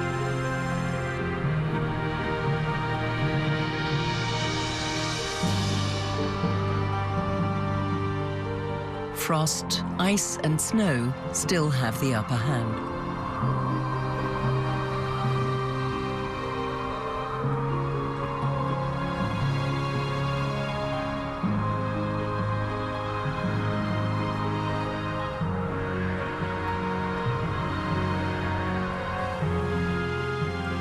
Yet the middle of winter is the hottest season for the ibex. They're in rut.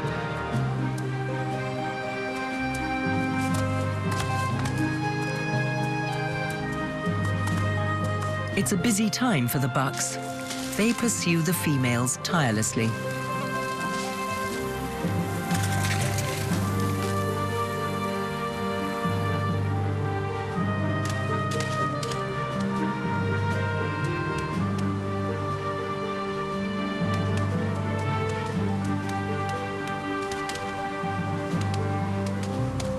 Using their tongues and the Jacobson's organ in their nasal chamber, the ibex bucks scan the female's scent for pheromones. And some of them discover the hard way that if the back end doesn't smell right, there's likely to be trouble from the front end.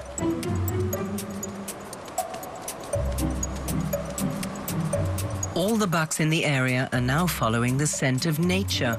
The bewitching aroma of the ladies has a magical attraction for them. Even those who haven't a chance of actually mating, being too far down in the herd's ranks.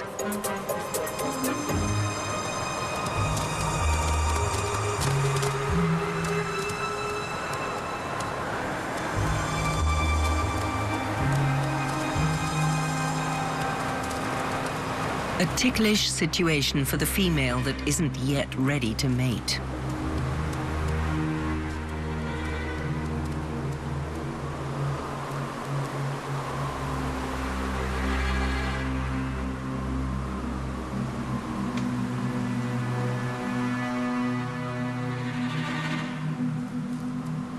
The eager bucks corner the female.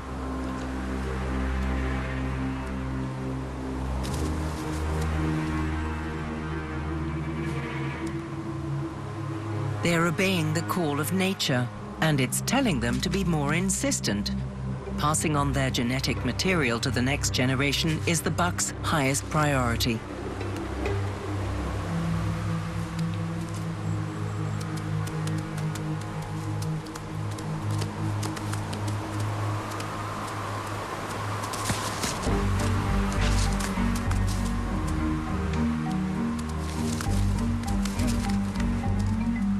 All the pestering by her love-stricken suitors is getting more and more unpleasant. She senses that the cave isn't going to offer her protection for much longer. Finally, she's had enough and makes a dash for it.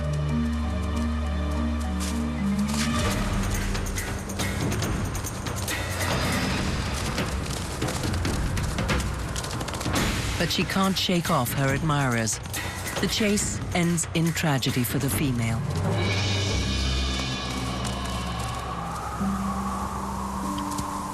Hours later, she's spotted injured with a split hoof.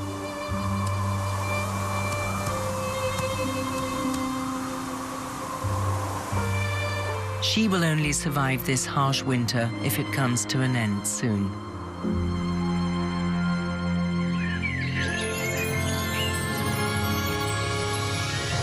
And indeed, spring arrives one day in full force.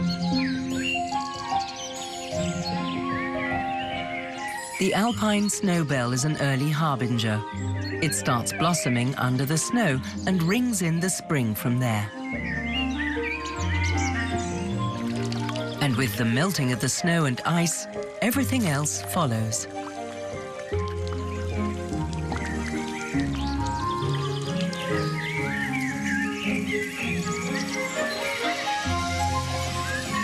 Soldiers report for duty, workers start spring cleaning, and the queen busies herself with breeding.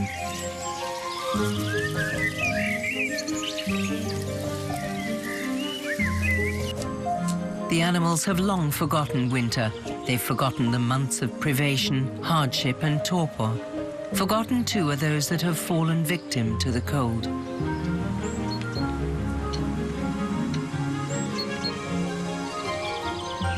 If only it weren't for this wretched winter coat, it's still itchy.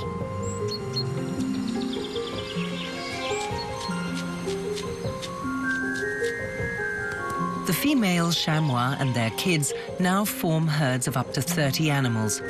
The males are loners and stay away from the herds. It seems that in spring, some chamois have a luxury problem. They're too warm.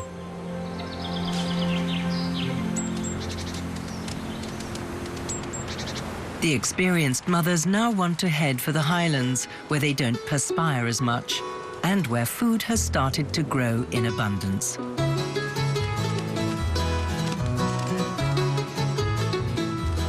But sheer high spirits put paid to that idea for a while.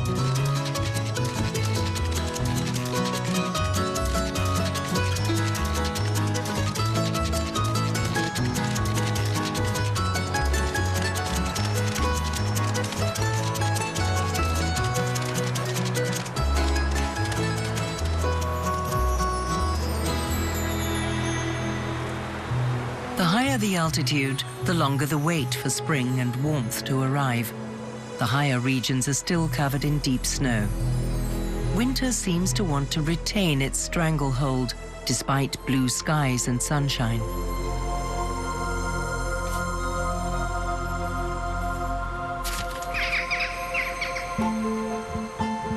But for some hibernators, it's high time for them to wake up.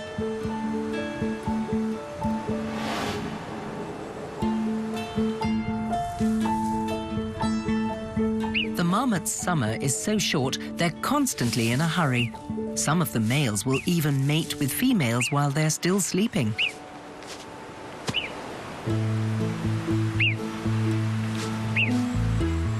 Depending on the summer, they have just 12 weeks to work their way through the marmot to-do list.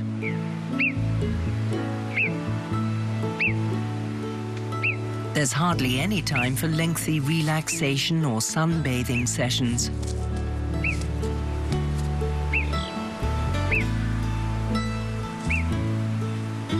Whatever happens now, in nature, everything is oriented towards preparing for the next, possibly lethal winter. Summer is spent gathering stores, eating to set up protective layers of fat, breeding the next generation, in short, guaranteeing the future. Because winter in Graubünden can be deadly, while still being strikingly beautiful. Mira giù pizza e va, scola il radi fina. Mira sul prato ed ogna, mira sin crește montagna. Scaccian l'ombriva sil cler, tut gocen sterlisce il glacier, tut gocen sterlisce.